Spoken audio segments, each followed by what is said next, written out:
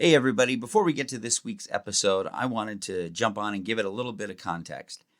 This week's episode, which is a juror in the Derek Chauvin murder case for the murder of George Floyd, obviously, was recorded off of a live stream. So we're starting to do that now with any episode we can, if the guest allows it. So if you follow us on Facebook or YouTube, you can watch our live streams. And then you can ask questions, which will pop up on the screen. You know, we're trying to leave room for the audience to do that, which I enjoy. That way I don't piss people off that I didn't ask a fucking question and they write me and ask all the time, all that bullshit that people torture me about all the time. But I really appreciate it. It's just cool to see what things people think of. So if you want to do that, follow us on Facebook, YouTube, or I guess Twitter even. But anyway, that's that. This was a killer episode. I really liked it. There was a full hour, 15 minutes in the middle where I was just riveted the whole time. Just being a juror for a life and death case, or, you know, where you're deciding on a man's fate, basically. Just that alone would be really interested. But this with the historical context and, it's really, really interesting. Shout out to Jake Scholler, who edited this episode, and he listens to all of ours. He thinks it's a top 20 episode too. It's not full of, you know, blood and guts, or there was no people doing that 80s tongue thing, you know, to like turn people on where you like lick your lip really gently. Like there's none of that going on between the lawyers. There's no scandal.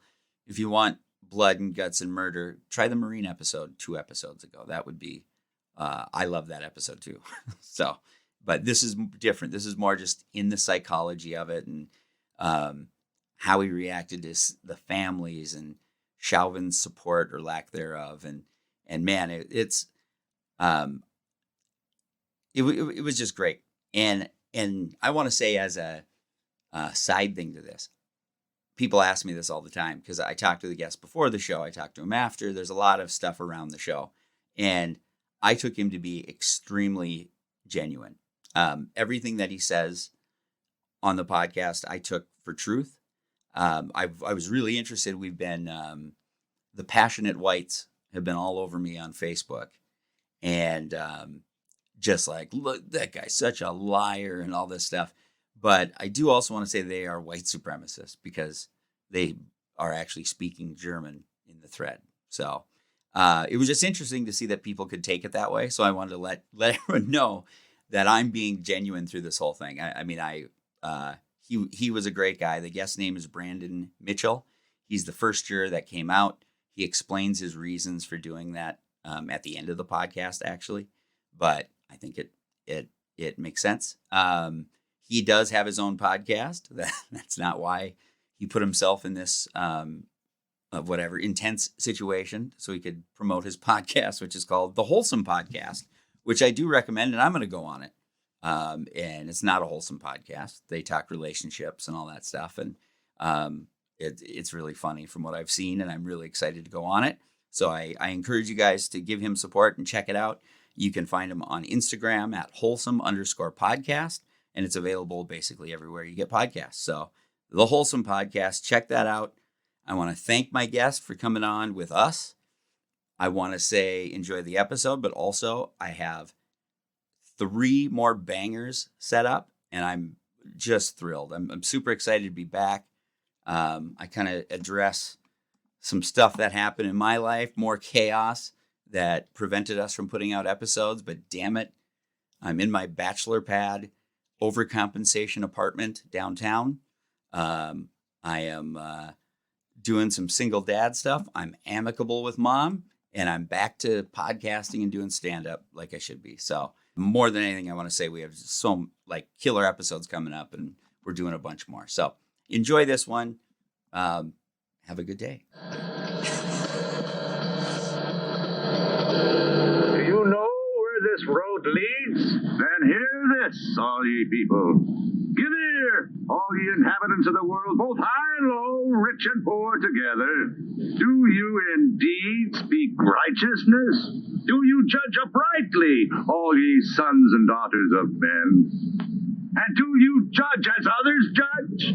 For as you judge, you shall be judged. And if you condemn, you are condemned. Pass on. But there is no return. Hey, everybody. Welcome to Profession Confession Podcast. We got a great episode for you. I'm your host, Gabe Noah. With me, as always, is the symmetrical one, the chocolate unicorn, Tevin Pittman. Yes, I am here. There he is. God, you're symmetrical. Try to be. Caramelicious, too. And then with me, we have a great guest this week. I'm fucking stoked for this episode. Which I'll stop talking to the screen soon now. I'll start talking to you. But yeah, this week we have a juror from the Derek Chauvin trial. Right? You've accomplished nothing else in your life, just this. That's literally the only thing. No, man. I was. We met because you have a podcast, right? Yep, absolutely. And it's called the Wholesome Podcast, which I love the fucking title. It's like it's not wholesome. It's a relationships kind of podcast, right? Yep, dating, relationships. Me, my co-host, will bring a guest on, and we go over different topics. We have a few segments, and we're just going over various things. And it's not just me and this other guy just only giving our opinion. We Two men just talking about relationships. Yeah. Right. No. So we usually bring a female guest on, and we get everybody's perspective on various things, from dating, relationships, marriage, poly, all type of things. I mean, we're all over the place with it. Yeah. Yeah. Man, I'd love to come on and talk about my divorce. Yeah, no, we got to get you on absolutely to talk about your Oh, divorce. yeah. No, that'll be a good one. It's actually very, very amicable, but no matter how amicable they are, they fucking suck. Exactly. I mean, anytime it's any form of a breakup, especially a divorce, like, I mean, it's a lot to talk about. It's a lot of topics you hit on. No, it is. Which, this is a way of me also explaining to our audience why we've been so gone, is we had COVID. We started releasing a couple podcasts. Yeah. Right. Well, we didn't have COVID. Like, we survived through COVID. We survived through COVID, but we couldn't do this podcast in person. Right. And right. it's a confession is in the name. Yeah. And we tried it like on the phone or Zoom, and it's like people don't fucking care to answer to whatever. And I mean, in person, you just get a better vibe. Mm-hmm. Like, you can really feel somebody out and have a real conversation. I mean, Zoom and Skype is it's not the same. Yeah. No doubt about it. So before we get into this stuff, I guess I want to learn a little bit about yourself. But I guess, my first question would be, is how did you lie your way onto the jury? I don't think because I know for a fact you were going to convict him at all times. I don't know if you noticed, you're a black guy. I am a black guy. That is the only thing true about any of that. But I don't even think there is a way to truly lie yourself on a jury, because the process is pretty in depth. Like, so you fill out a questionnaire in the beginning. Yeah.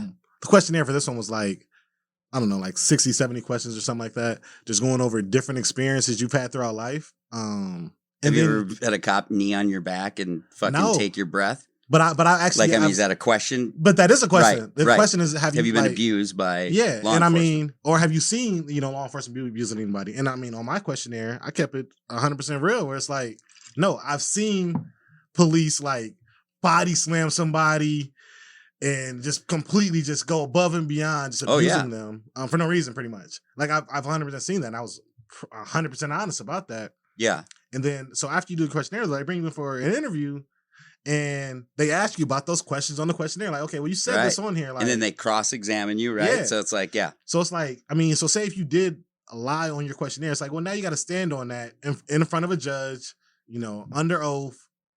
Now what? Right. It's right. It doesn't even make sense to, but I was partially joking, but only like 20%. No, but the thing is, some people actually believe that I lied on my questionnaire. Hey, that's a real anyone thing. who's, put it this way, when we met, yeah. which by the way, I did like the most inadvertent racist thing.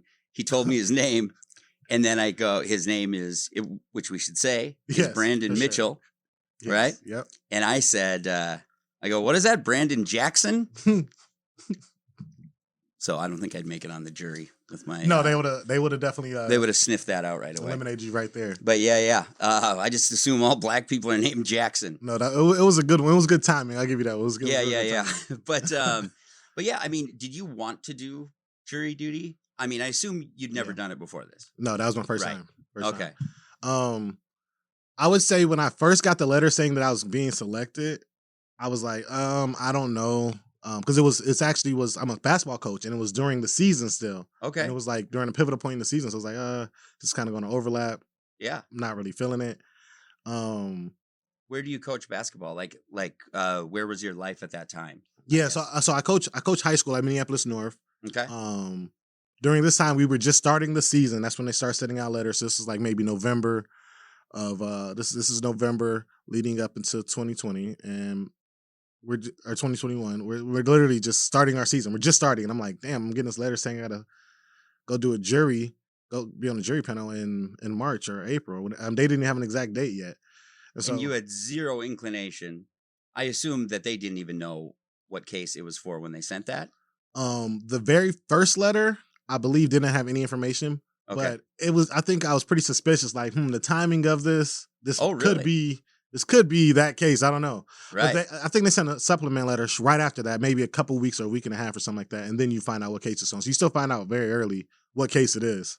Oh, okay. You do. Yeah. So it was. I mean, still find out like November, December. Boom. This is the case. You have to clear this time out because this is something that you actually have to do. Like, it's not an option. So at that point, did you sort of have the historical context? Were you intrigued by doing that? Because it did care. Like, I mean, as far as I'm concerned, I just tried to brainstorm it really quickly, but I was like, what's the biggest court cases of my lifetime? Yeah. Of course, fucking OJ. And then this. And that's about all I can think of. I'm sure there's more. I'm just like, I ran up against a wall and I was like, this is truly, did you have that historical context like right away? That that this could be a big thing. And yeah, I knew pretty early on that it was a historical moment. I think it definitely superseded anything I ever thought of. But I knew for sure it was like a point in history where it's like, okay, this is possibly a moment, and I should probably be a part of this moment. Right. So at that point, I kind of switched my tune and was like, okay, I kind of do want to see if I could be a part of this or not. Yeah, yeah. Yeah. Did you feel that among the other jurors too, where it's like, where there was a sense of people wanted to get on it, or were people tanking, trying to get off of it? What did you see? People were definitely tanking, but I don't know if it was because they wanted to get off it or they just had super strong beliefs. They're just so racist, they can't even hide it. Right? I mean, either way. Or whatever, or so anti-cop, or whatever. Yeah. Right. Yeah, so you got both sides of it where people are just coming in, which I found a lot of this out after the fact, because you could watch like the interviews on YouTube, and I watched a few of them, and people are just coming in like, fuck the police. Like, right. They're just like, get whatever. Me out of this. Yeah. So, I mean, I don't think there was many people that really championed being on it. I think there were a few, and I think that the ones that did were actually on the jury. Yeah. I mean, in my mind, so I have what I would consider an adventurous spirit, or I would have that historical context that would be interesting to me to be a part of it. Right. So I would, and I do think I would play it straight, because these are really intelligent guys who are cross-examining you, and you're not gonna BS them. I mean, I could fuck with them, but not many other people. But you gotta be good. But yeah. What was I'm an enormous liar. Ask my ex-wife. No. What did you see, like, so you were interested in doing it. Yep. They kind of bring you in. What are the first meetings like? How does that work, I guess, when it's this high profile case? So after they do the interviews, and it's kind of leading into that first day, they actually brought us to a secure location. So we drive to a secure location outside of the city of Minneapolis, and then we get escorted in unmarked cars by a bunch of sheriff's departments. So holy shit! So yeah, it's like you have a car that you're in, then you have a tail car, then you have another tail behind that. It's a whole process. Then you drive into the city in an unmarked car and enter through this underground. And then you see all the press, protesters, all that shit as you're coming in. Yep. So that's got to get your adrenaline going a little bit, right? Early in the morning. Yeah. What did so you're riding with cops? Yeah. What was that vibe like in the car? Were they, is there any? Yeah. I mean, gonna fucking take down one of the good guys? No, it was. They never. I'm sure they have to be super fucking. They were chill. They were like super cool for the most part. Because I mean, we end up spending. I mean, it's the same deputy bringing you in every day. Okay. So you end up, getting some form of relationship with them. Yeah. And I mean, the lady I had, I mean, she was pretty cool. She was just like whatever. I mean. Yeah. She wasn't an ass or nothing like that. But did she ever indicate to you her feelings? Like even just where you maybe sussed it out a little bit? Like, I feel like she thinks that he was guilty or whatever? No. I wish we would have got some kind of indication from her. We didn't get nothing from her in terms of that. And also, you got to remember, we're coming in. It is still jury duty. It's pretty boring a lot of the time. I mean, you're coming in bright and early. You don't even. It's hard to tell sometimes because it's early in the morning. You're sleepy.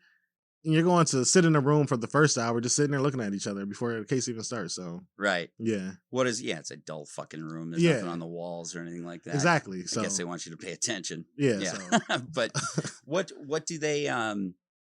So, what were you like going into this? What was your position on social justice stuff? One. The second thing I'd ask is, how the hell did you not know everything about this case going into it? Are you Black Amish?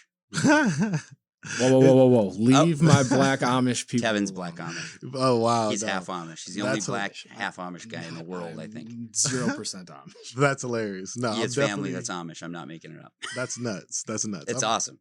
It's a super interesting story. But yeah. I'm way far from Amish. But no, I mean, as me being a coach in the community, a leader in the community, I've always kind of, you have to pay attention to everything that's social justice. And as a Black man, I mean, I'm pretty socially conscious, right? As a person, just in general. But coming into this, I didn't know much about it because I don't watch the news. I just flat out don't watch the news just because I learned at maybe 16, 17, there's only negative stuff on the news, and I just didn't. Secretly Amish. I'm secretly Amish, right? Yeah. So I don't really watch the news. Mm-hmm. I'm not big on social media besides through my podcast, so it's like I'm not really looking at these things. And when the video went viral. And as I'm seeing it pop up everywhere, and I scrolled past it one time and it actually started auto playing. Yep. And that's the only way I seen the little bit I seen of it. I'm like, and as I started watching, I'm like, I'm not watching this bullshit. Like, I'm literally this is fucking horrific. Yeah. So I literally just scrolled past it, didn't watch the whole video. And that was like the only exposure I had just because I was like, there's nothing else I was following. I don't read the newspaper. I'm not watching the news. Right. Barely on social media. I didn't see the full video. I mean, I understand what happened, but it was like, for this real, isn't new. You never saw like a bunch of that, and I'm not calling you a liar. I'm just saying, is it just? It's so amazing to me, But I'm a news junkie, and I get it obsessed with that shit. Like when it's 9/11, 9/11 time, I didn't leave the sofa for fucking 48 hours. I'm just watching CNN. So the news, I mean, because I think consuming all that negativity, it weighs on you. It's horrible for you. That's what makes it disaster. Yeah. But no, for real, it does. Yeah, it does. It does. It takes a toll on you. And I actually, like I said, I figured that out in high school. I did like a study or something on it. And it was like, this isn't something I want to use my time consuming. Right. And I just stopped watching from then on. I was like 16. So past 15 years, I just haven't been watching. I don't watch the news. Right. It's just really works out for jury duty. No, it does. Right. It does. Right. It does. So were they, so I learned some interesting things around the jury selection process because we produce other podcasts here and stuff like that. And there's some political ones and all that. So I was privy, I talked to some lawyers at the time about the jury selection process. Absolutely. And I was really interested to know. I was asking this lawyer about it. And I was like, so is the defense just trying to have no Black people and the prosecution trying to have, all Black people kind of thing? And she goes, no, she said, actually,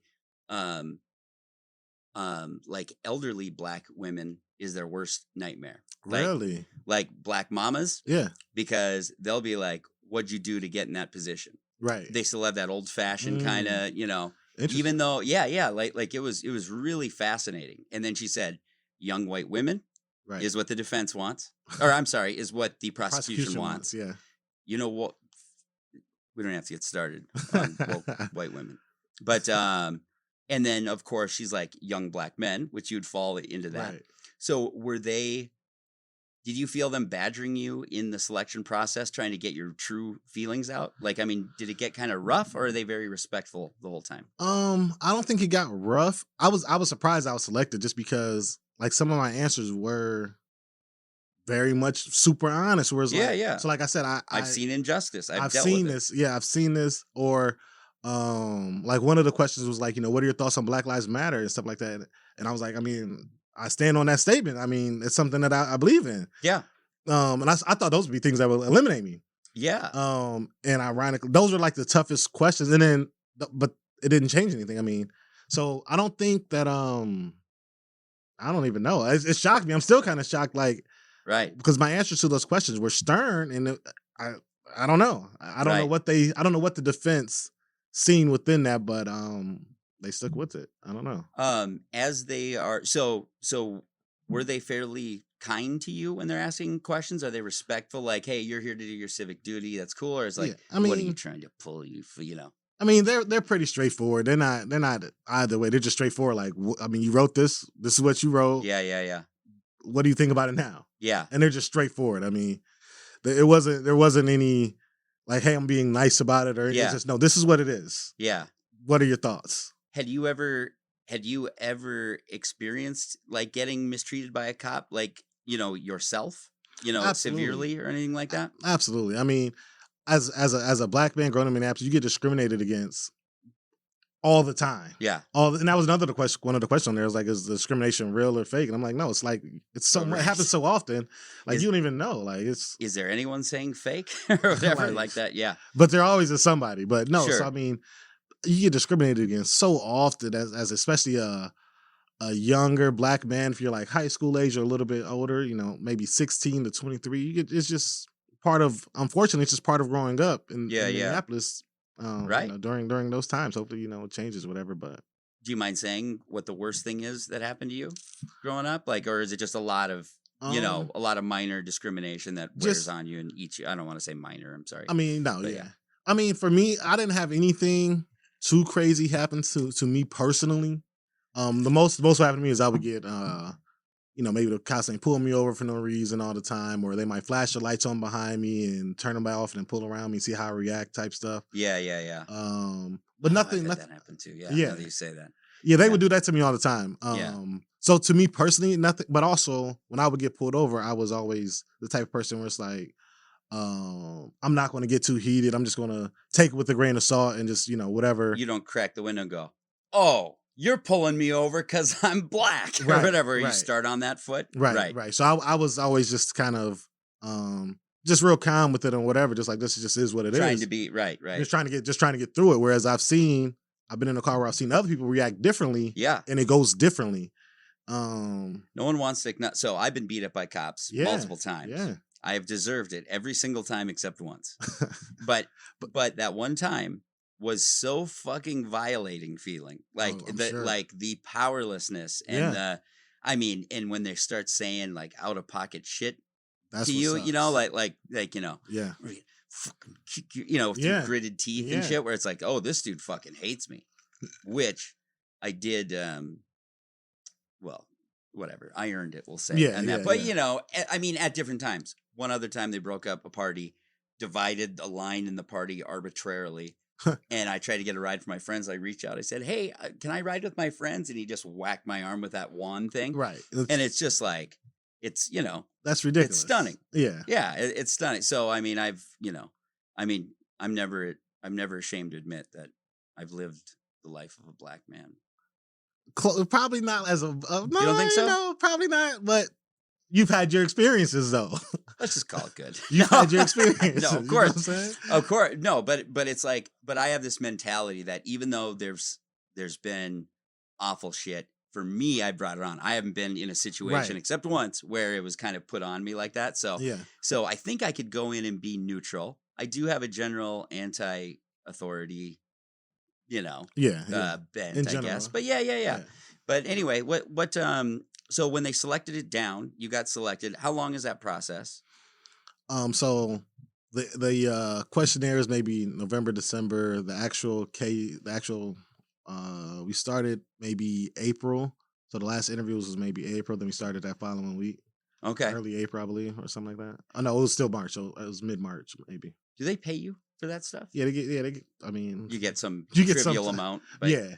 You get a check every week or whatever. It's really nothing. What so as it narrowed down, like do they narrow it down in rounds? I'm not sure. Okay. You You I just know. get made aware or whatever. Yeah, so wherever you're at. if you get chosen, so when I got chosen, they let you know right then and there. But what I found out is they actually started getting towards the end of the jury pool, and I don't know if they brought some more people back or whatnot at that point when they start getting towards the end of the pool of however many people. But I know for me, I mean, I was chose right kind of on the spot. I think most people were chose on the spot. Mhm. They just Oh, said- really? yeah. Okay. What is, and I'm looking this up because I had the content of the juror, which was, it was 6 white women, 3 white men, 3 black men. It's you. It's me. 2 multiracial women and 1 black woman. Yeah. And then 1 of them will be excused and 2 will be alternates. Okay. So when it gets down to that and you know that you're on the dream team, what do you like? What's that first day like, when you go there? Because I assume you're really analyzing each person, right? Absolutely. Like where does everyone fit and all that stuff? Absolutely. Because, you're walking into a room full of strangers and you have no idea about anybody else. Yeah. So we don't know the makeup until we walk into the room. Right. And then it's COVID too, so everybody has their mask on. Yeah. So it's hard to even connect with the person when they have their mask on. Oh, yeah. You don't know what's going Bunch on. Of shifty motherfuckers. You just don't know anything. Right. Yeah. And also we were instructed to not talk about too many things, too many personal things about the case during that time. So it's like you have to find small talk. Yeah. So we can't discuss the case at all until it ends. So you walk in and you just have to create small talk. You don't know each other's names. You're not discussing high level personal details. So you just literally, oh, hey, how's the coffee? What were your thoughts when you're looking around at that group? Like right when you got there first day, was your thought like, I don't know, these people are neutral? Were there certain people you had sussed out as like, yeah, I don't know, that dude's already thinking to quit or whatever?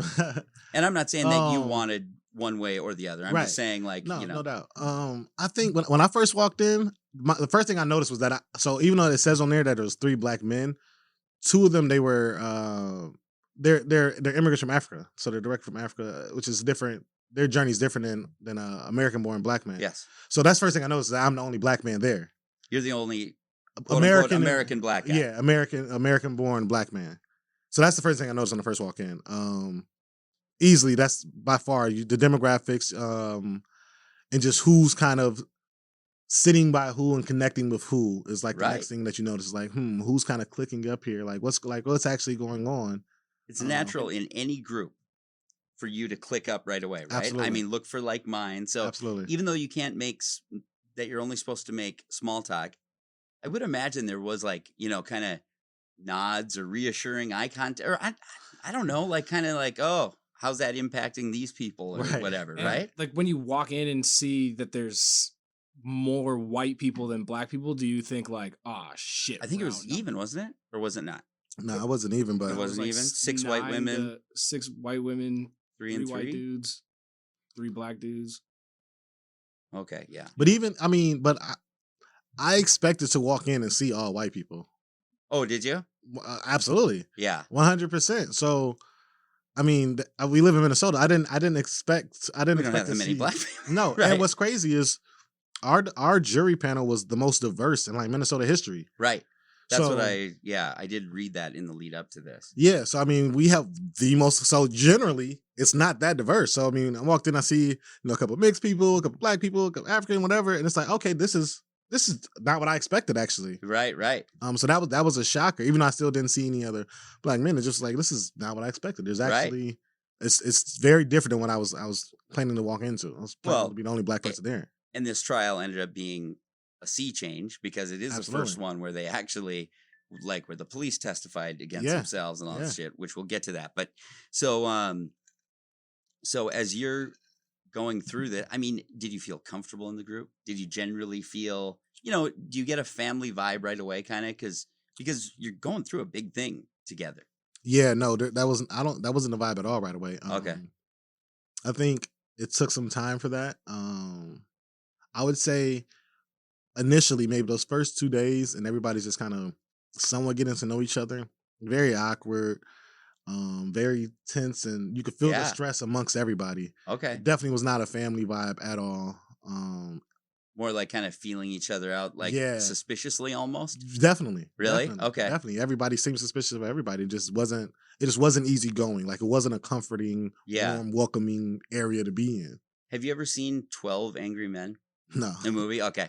It's just my only jury touchstone movie, but it's like, they very much have like sort of archetypes, where there's like the old angry like white guy who wants to convict. There's the passive old white lady there, all that kind of stuff. did you kind of put people in boxes like that in a sense as you're doing? I think that's natural, but you know, I actually tried to, I wanted to, but it's so hard to read people when they have their mask on. yeah, And you can't have an actual conversation with them about who they are, or you right. can't. I mean, so it's just like it's almost impossible to read. Where it's like you're just judging strictly based on how they look in their clothes, because right, you're not getting anything else. Right. Were you guys sequestered for this trial? No. So you weren't at all. No, not. I mean, well, we were partially sequestered when the deliberations happened. So once the trial ended and we went away to come up with the decision, that we were sequestered for a couple of days. Then that's it. Okay. So I was going to ask about conjugal visits, but I guess that's. I mean, no. So but however, so during the whole time, that's one of the things that we were all the jurors, we were curious on. It's like at any moment we could be sequestered, and a lot of us thought it was coming. We thought we were going to be sequestered at some point earlier on than what we were. But that was definitely going to be something that I was going to be worried about. Like, I mean, dude, can somebody come visit? Can I have a young lady come over? What's going on? Absolutely. Like, do we get weekends off? I mean, what's up? You seem like the kind of guy who needs sex. I need some conjugal visits. It's important, right? I need to go kick it a little bit. That's 100% a thing. What? Of course. I mean, of course, right? It must feel a little ridiculous in that moment, but it'd be like, no, that was going to be my biggest gripe. Your main It was going to be, what about the weekends? Are we going to get weekends off? Yeah. Because it's like, are we just sitting in a hotel all weekend? I mean, what's up? Like, absolutely. That was going to be a big thing. So let's talk about the major players involved here. Yeah. Okay. So you have the jury, which you're a part of. There's the foreman. Do you guys elect the foreman? Yeah, we do. Okay. So we just voted on it. So, and we don't vote on it until the trial's over and we're going to deliberation. Oh, okay. That's when. All right, I didn't know that. What is the foreman? They have like a construction project going on here. Like what's now? So the foreman is the person that basically is going to be the leader of the jurors in front of the court. Yeah. So they're the person that's signing off on whatever the verdict is, and they're technically presenting it to the judge, saying this is what we all agree on. They're the spokesperson for the jurors. Oh, okay. Was there anybody that like stood out that almost wanted to be that person because they're like, oh, this is like my chance to be in the spotlight a little bit? Yeah, what's crazy is there was like several people. So we go into the deliberations room, which I mean, I'm sure we'll get to. We'll describe the whole deliberation. Yeah. But the first thing we voted on was a foreman, and hella people were like, oh yeah, no, I want to be the foreman. I'll do it. I'll do it. And it was like, that was kind of the first one was like, okay, this is kind of weird, where everybody just kind of wanted to jump out there, but I'd like to take the lead in this historic thing. Yeah, like that's a lot of pressure. It's like a lot of those people didn't seem like they were leaders in that way. Right. But everybody jumped out there and was definitely all for it. It was like, that's a little off. Yeah. So then we finally voted on it, and we agreed on one guy that he did a great job. Because he was a neutral type guy? Yeah, absolutely. Yeah. Absolutely a neutral type guy, super chill. Yeah. But definitely he didn't mind like taking control of things. If people were arguing or going back and forth, whatever. He just was a good guy. Perfect guy for it. What So you have the jury, the foreman, the judge was Cahill, right? Yep. Peter Cahill, Yep. I believe his name is. And then the defense attorney, can't remember his name. Eric Nelson. Eric Nelson. And then the prosecutor was, I know, go ahead and it was a group of them. So it was like Keith, it was like 4 or 5 of them. Ellison's office took it over. I know. Right. But so I can't remember who actually. Well, the way they were doing prosecutor. Yeah, I don't know who the lead was technically, because they would switch off. Okay. Every witness or a couple witnesses, they would switch off to a new one. There was maybe 4 or 5 of them, and they just were running like clockwork, like a team or something. So right. Sub. So when you guys go in the trial's about to start, does the judge is he who addresses you and kind of tells you about what you're about to do, and does these warnings and checks up on people? So the judge has and I don't know what the term is, but he has an assistant technically. Okay. That kind of gives you a precursor idea of what's about to happen and what you need to do and all the information you could possibly need. Then also the judge, once you go into the courtroom, he gives you another little lecture on, hey, these are some other things to look out for. Yeah. Right. He's just talking right at you. So it's like, no, also these things that you need to be aware of before we get started, basically rules of the courtroom. And then so the judge and his assistant basically go over everything you could possibly need at the very beginning before the trial starts. Just goes over everything, and this maybe takes an hour and a half or something like that, 2 hours. What do they threaten you with as the punishment for if you do start fraternizing or telling details or plotting with another juror? Like, I mean, do they kind of tell you that? I don't know how Yeah. they, you know? Yeah, I mean, they just say it's going to cause a mistrial. Okay. Just flat out. I mean, Right. So it's like if you discuss it beforehand and you find out, it's just going to cause a mistrial because now we have to find new jurors. Right.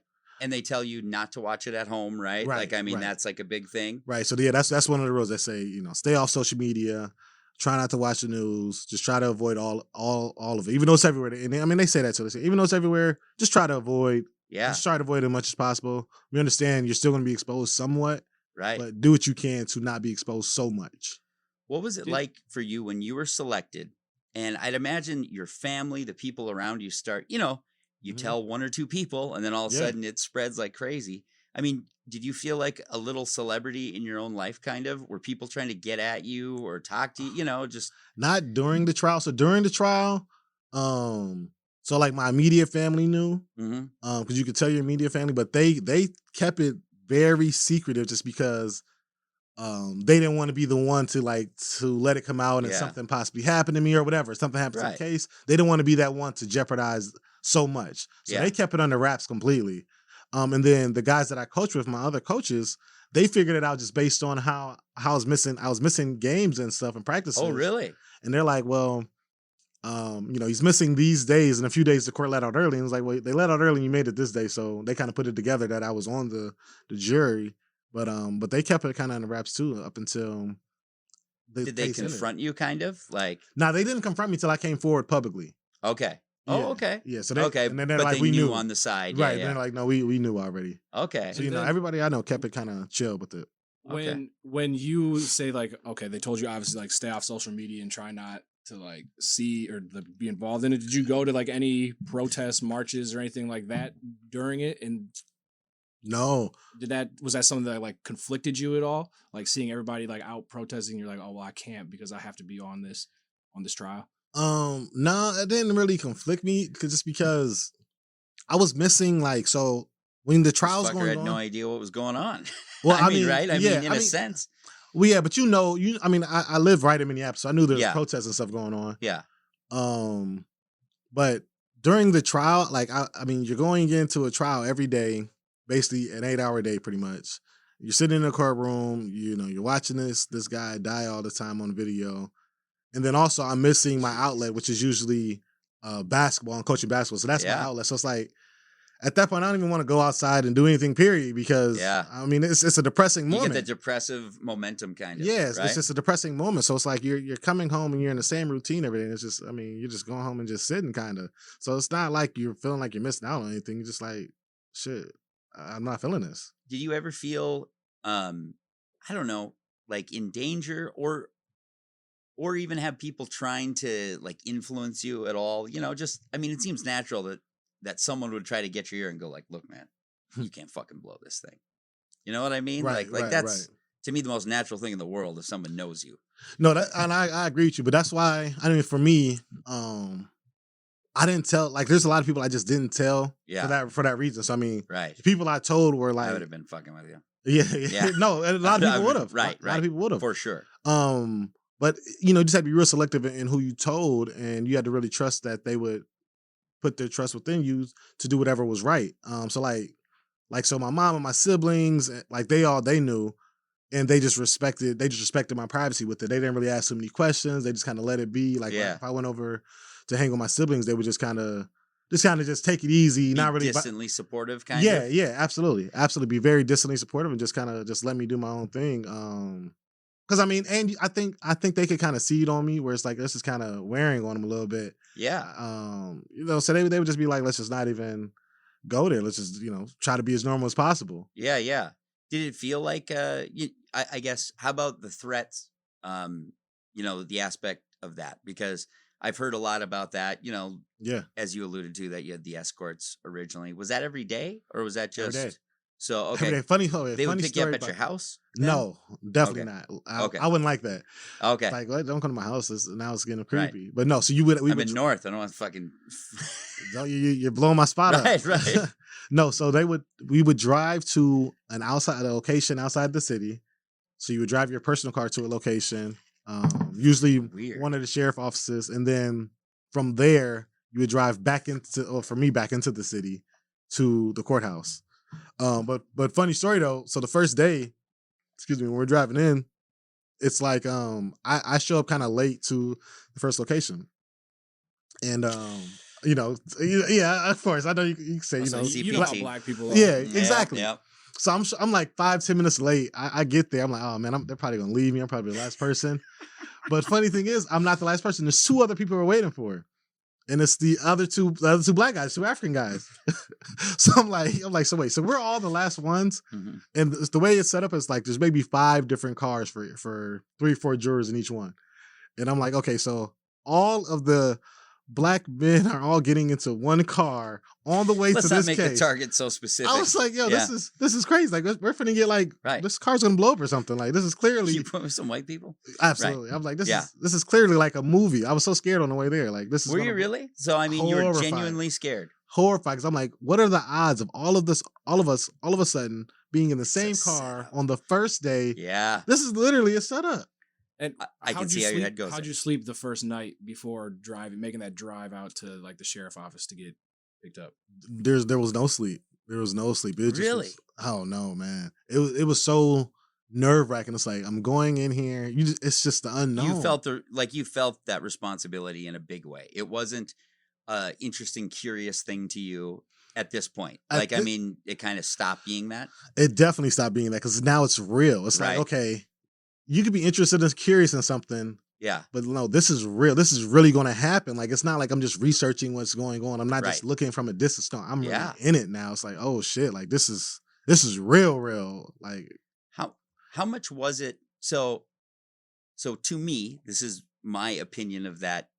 What happened is I thought Chauvin looked like a lizard to me, right? Like dead eyes, fucking kneeing a human with people yelling and crying, begging you to fucking look. And he just, a lizard is the best thing that I can say. Yeah. Like heartlessly.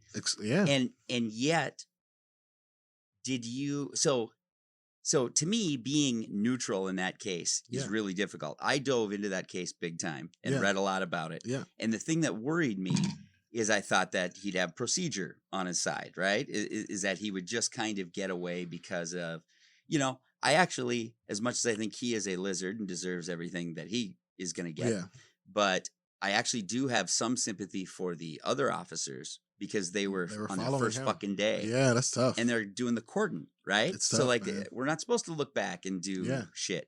So that's like where I stand. But did the gravity that you're aware that his life is hanging in the balance, did it sort of cause you to be more neutral in a sense where it's like, I got to take this really seriously? I think so. And I think so that for all of the jurors was like, okay, somebody's lost a life, but you're also deciding somebody else's life. Yeah. And you feel that responsibility, like even if he was a piece of shit. I guess. Exactly. Yeah. Exactly. Where it really does weigh on you, like you're really deciding somebody else's life. And I think once the verdict was actually read, we all felt it like times 10. Then like, wow, we really just decided. Wow. Somebody's life. Like nobody. I mean, I guess some people might want that type of power, but that's a lot. That's a lot on like the average person. That's a lot. That's crazy. Bro, that's actually profound. Like, I mean, I've never thought of that. Like after you make that choice and you see his eyes, you feel it. You feel it. And especially seeing like if he has family or anything like that. Absolutely. There where you see them react to the verdict. Yeah, no, like I said, you feel it 100%. And I mean, you as a human, you feel compassion even for him where it's like, damn, I really just decided this person's life. Like, yeah. There's just no taking that back now. Are you a sensitive person, would you say? Like, I mean, is that something you thought of yourself before this? No, not at all. Right. I mean, I wouldn't consider myself sensitive or really emotionally in tune at all. Right. I'm just not that type of person. But throughout the case, there was moments where the gravity of that situation. You feel the case, you feel what's going on, you feel the intensity of it, and you feel the emotions. Right. So so let's kind of go back to the players, right? Yeah. So you have the defense attorney, you have the prosecutors. Yep. Tevin brought up a great thing. You have the fucking families there. Mm-hmm. You have the defendant, for instance. How much are you, when you're in the jury box, are you scanning around, looking at everyone, analyzing their posture? Just like, I'm sure he was coached like crazy. Yeah. And I felt like his posture was very, like, not good at all from what I saw, Yeah, right? Like, yeah, I mean, yeah. he seemed very unresponsive and Yeah. cold. I mean, he's just got a cold fucking He vibe. just dude. does. He just does. Right. I agree with you. But you're What looking was at all your that. first thought of him when you saw him? My first thought of when I first seen him was just like, he's a lot smaller than what I thought, Right. and he just seemed very nonchalant. Yeah. That was just the vibe I got. Like he's just kind of like, all right, whatever. Like this will be over in a couple weeks. How much does that weigh into everything that you're doing? So there's the facts of the case, there's what the lawyers are saying. Yep. And then there's just what you're reading from people's body language. Yeah. Are you aware of how much that impacted your decision? Like, I mean, do you think it's pretty significant?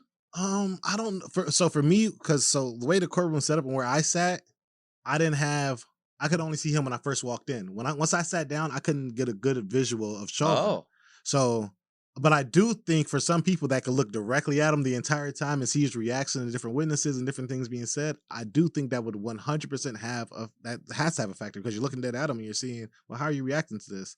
But for me, I was able to see Floyd's family, like, so we'd have a family member in the room, and that was my direct line of sight. mm-hmm. And that definitely caused me to be emotional. I would think that, that would be Absolutely. extreme. Like their presence in that courtroom, I would think Absolutely. is extremely important to getting a result, to like keep that pressure on the jury in a sense. Yeah, no, it was tough to see them. I mean, it was a different person each day, and it would just be like their reactions to certain things just be like, oh man, this is tough. When they show, because you said they showed that video many times, right? Like, I Yes, mean, how many hundreds. times do you see that fucking video? I mean, hundreds. You'd see it 15, 20 times a day. You've seen it almost as much as me then. I was Yeah. fucking obsessed with this Yeah. case. Like, it's just, I couldn't, But the thing just is, can't believe it. the thing is though, so when you're in there, I don't know if you watched the trial, but they had all these much as I different could, yeah. angles, and it's like they have these different angles, and they're playing the sound isolated, and Right. they're isolating all these different things. Where it's like, yo, like this is like watching an NBA game. They're slow motion, replay, rewind, and it's like Right. we could just turn it off at this Right? point. This is the most macabre Right. NBA game I've ever seen. No, seriously, Right. But it's like Right. I've seen this. I've fucking seen this.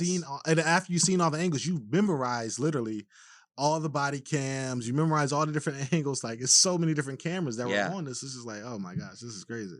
Did any of the jurors react? So the first time they played the tape for you, Yeah, that was the first time you actually saw it completely, in its entirety. Yeah, right, in its entirety. Yep. How did you react? Did any other jurors like gasp or anything like Yeah. that? I mean, that had to be.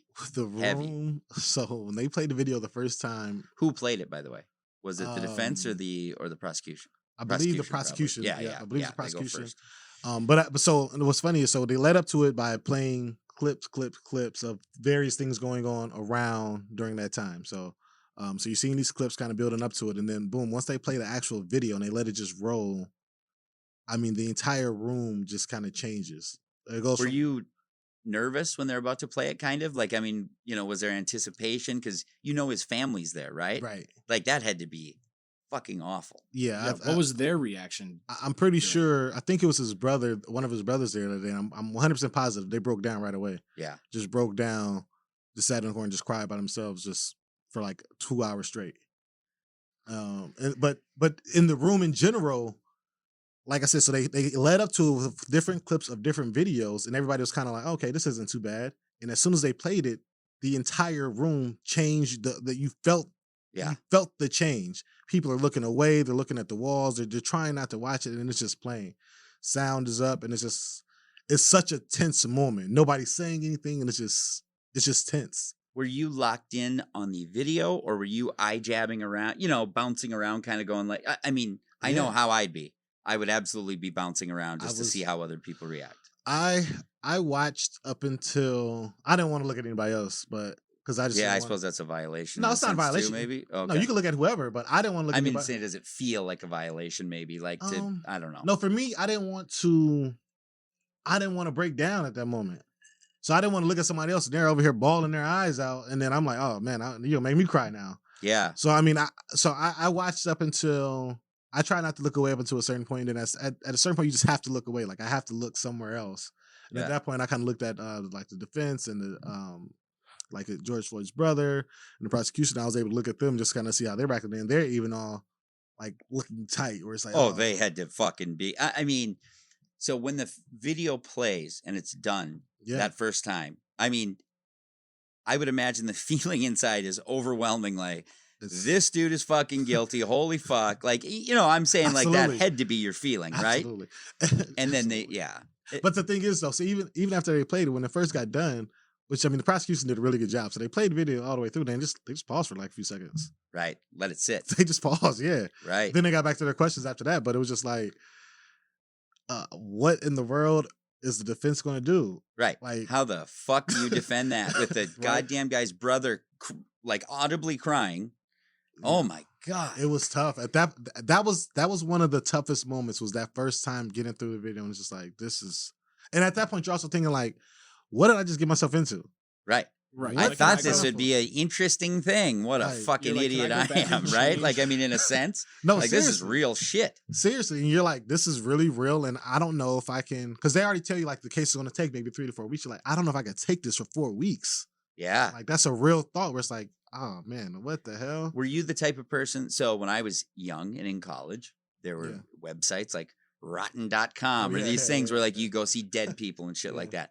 I'm the type who would go see those, get traumatized, and then not look, and then go look again some other No. time. But would you ever do that? Or are you Never. squeamish to that Squeamish, stuff? super Okay. squeamish to dead bodies, anything dead, blood. I don't want to see none of that. I don't And want I to see. was squeamish to the Floyd video. Like, I Yeah. mean, I think that's 10 times worse than just seeing a dead body. Cause it's, I mean, when You're that guy watching him calls die. for his mom, Oh, dude, man. I mean, if you don't have a heart if that doesn't No, like, that has to rip hit, your right. fucking hole. And when you see, so you God, watch his that mom was in video. the courtroom, right? Or not? No, his mom is Okay, was she passed? Yeah, I was like, that would be too no, much. that'd be crazy. That'd be too much. Yeah, So that video plays. I'm sure you had to sense other feelings from the jurors. Like, I mean, that had to send a shockwave through the it did. jury, It right? did. Everybody was in anguish at that point. Everybody was like, "This is a lot." Right. Absolutely, 100%. I mean, did you hear people gasping or like, did anyone get where they're showing too much? Do you feel like? but no, I mean, people, they let their emotions show for the most part. Yeah. I mean, a few people had a few tears. They're putting their hands over their head. They're showing that this is Yeah. tough to watch. Oh yeah. Absolutely. I think I was maybe the only one. I'm not maybe the only one, but there's a few of us who were just like, we're gonna just try to stick strong through this and just go ahead and just try to push through it. But there's definitely you see a lot of changes in body language at that point, Really? Like Absolutely. just the whole thing is like, Yeah. okay, this all is the way around. Yeah. I think the only person that sat there with the stone cold face the entire time was maybe Chauvin and the judge.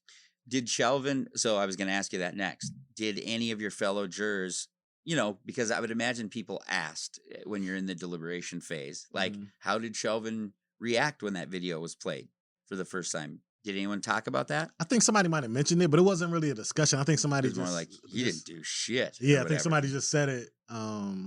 That dude's a lizard. Right. But yeah, I don't think He anybody licked his eyeball. That'd Yeah. be crazy. But yeah, I don't think anybody, because we had been sitting there looking at him with this still face for 3 weeks already. So Right? it just became a part of what it is. Like that's how he Right. looks. Right. When like the defense is going over all of, they're obviously trying to get him a lesser sentence and things like that. Did they ever bring anything up in the courtroom that you were like, you know what, maybe this could go the other way? Where it tipped you back. Yeah. Great Well, question. Great question. Which is funny you bring it up. So like their opening statement, they were like, there's going to be something that we're going to bring up, and it's going to really put everything to rest. Like you're gonna see this one thing, and it's going to change your complete perspective regardless of the video.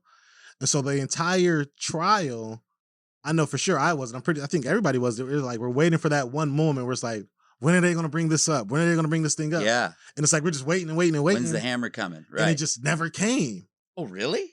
I feel like it didn't. It was like What do you think he thought it was? I'm not sure. Really? It It wasn't even defined. It truly wasn't, because it was. I mean, because as the case went on, as the case went on, it seemed like they changed their strategy a little bit and just started throwing different things out there. But it was like none of them seemed like this is that one big thing that's going to set it over the top.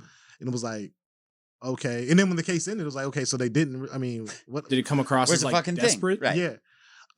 When they changed the strategy, how did that manifest itself? Like, I mean, because to me, that's crazy that you felt that. Absolutely. Really? 100%, because because the whole time I think everybody was just waiting for that moment because you still remember what those opening statements were, and you're like, okay, he's gonna have something really good. I want to interview this dude now. That's crazy. And it's you're really waiting for it. So you hear the prosecution, they're bringing their witnesses up, and you're like, okay, great.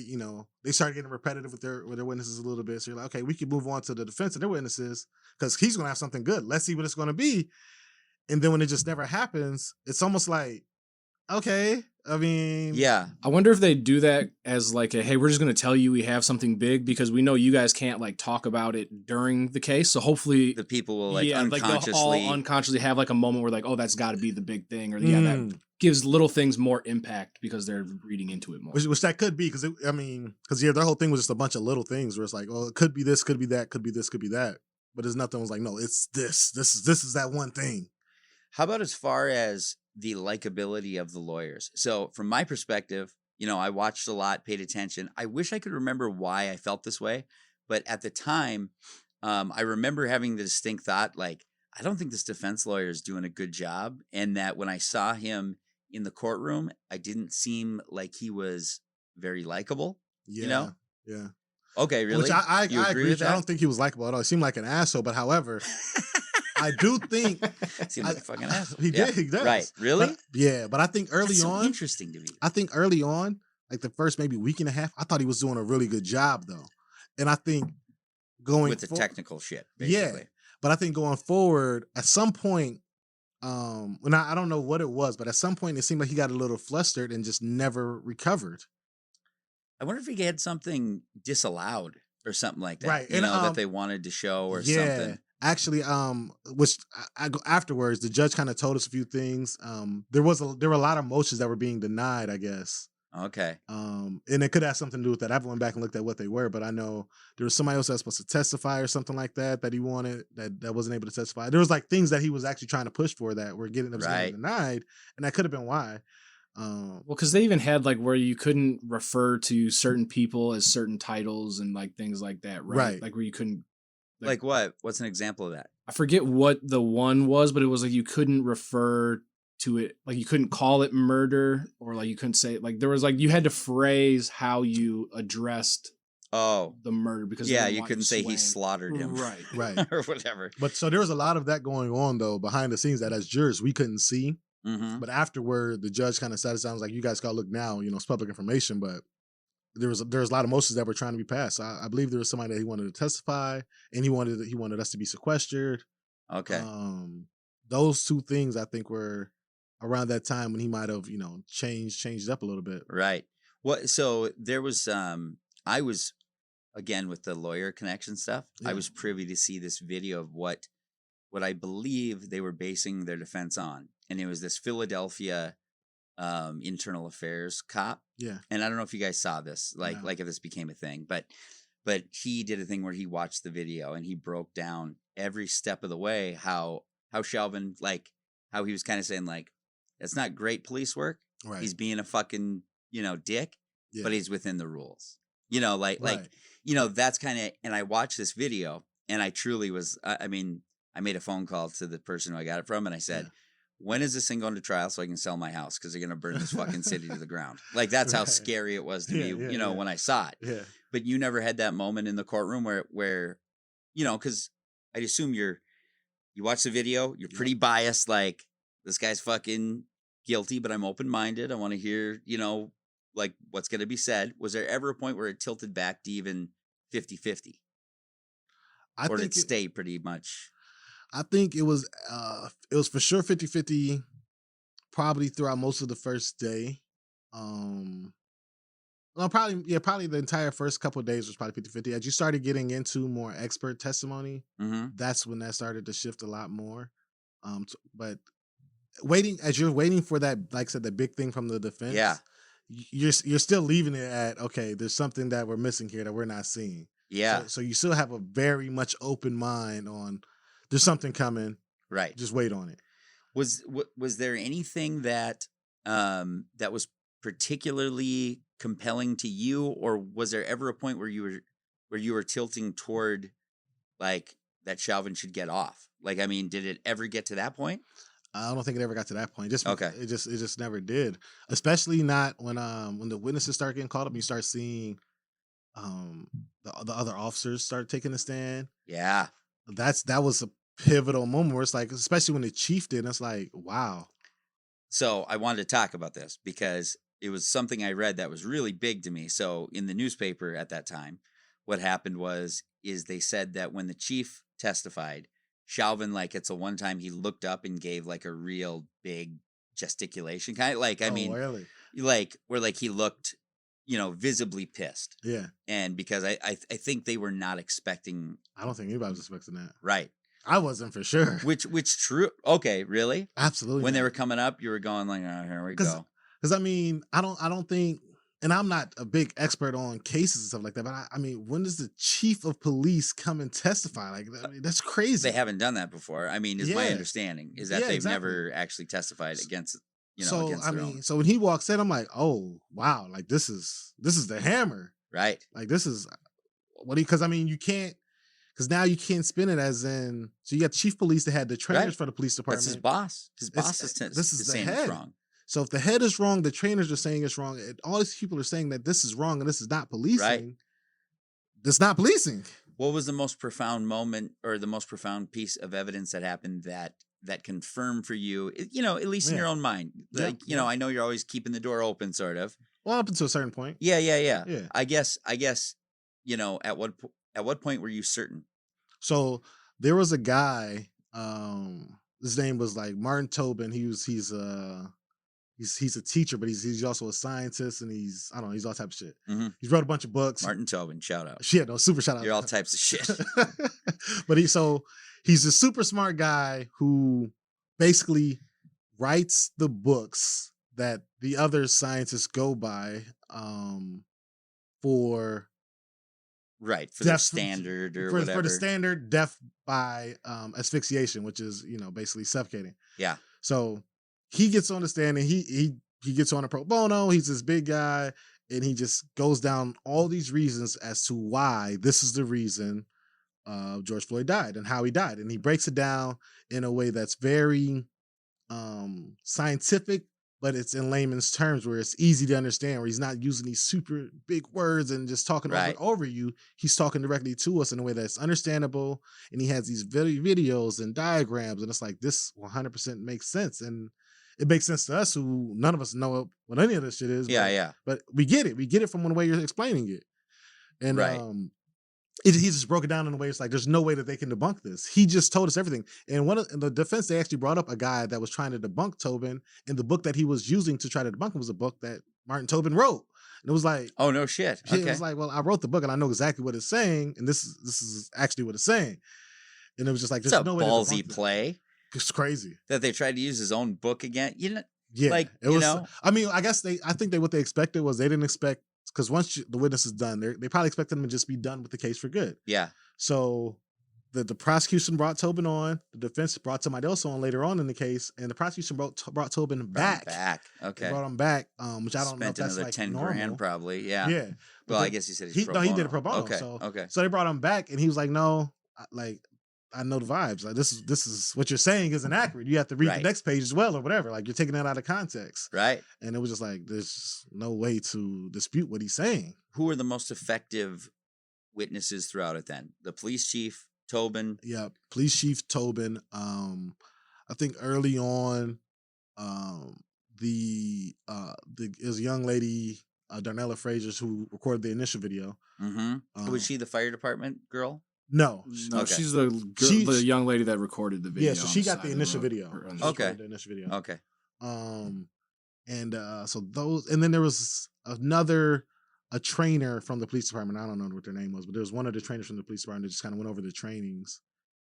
Those are the pivotal people for sure. Was there ever something, like, I always think this would be a weird sensation in a courtroom when they're trying to convince you, they're trying really hard to convince you of something, but you feel like you're not buying it, no one else, is buying it, but they're doing it for a fucking hour and a half or Absolutely. whatever. Any big moments like that where it's like, Yeah. God, I wish you wouldn't have tried this shit. Yeah, It turned us against you. Yeah, there was a time, like, so when things started to go you could tell for the defense things were like super left at one point. It was like, okay, things are going horribly wrong. We got to throw whatever out there. What did you see them doing to get that feeling? Like, I mean, were they gesticulate like or whatever? No, it was nothing like that. But it's just, Eric started speaking a little bit faster. He started asking questions as a little bit irritated. Like he was a little bit irritated when he was asking these questions. Like, this is not going my way. Yeah, it's very noticeable. It's very noticeable. And it's just like, okay. Interesting. You're a little bit off. And then they started bringing up, they were saying that George Floyd might have died from carbon monoxide from the car. And it was like, I thought they were going to use that he keistered some drugs or whatever. That's never brought up. No. Really? That was never brought up. In that video that I watched, that was part of it. Oh, no, is that he hid drugs, is what they were saying in that video that I watched. Oh, that's interesting. I didn't know that was never mentioned. I mean, they alluded to the fact that he might have had some in his mouth that he was trying to hide. Mm-hmm. But they might have fell out. They might have, they alluded to that, but that was never really a big thing because there was basically fragments of the pills or whatever all around the cop's car. So it was like, well, was it in his mouth? Was it in the car? It was never a concrete thing. But as it went on, they started saying, well, he was held down by the exhaust of the car for so long that that might have been the reason. So that was when it was like, okay, now you're starting to go left. I've fucking sat by a running car before. You don't fucking, I mean, yeah. So that was when it was like, okay, this is, you're just saying whatever now. Right. But yeah, they talked about that for a little while, and it's just like, all right, man. You're making me now like recall what that video was, and that's what a lot of it was. Is that they were even taking the words that he was saying because they asked what he was doing. He said, "I was hooping," and this fucking, I was a drug dude. Yeah, I know that hooping ain't a term for shoving fucking drugs up your ass. Yeah. But in this video, that's what the internal affairs guy was saying. Oh, really? Like, that's street slang for putting drugs in your ass. Yeah, no, that was never brought up. But I was like, that's going to be convincing to people, just to people who don't know.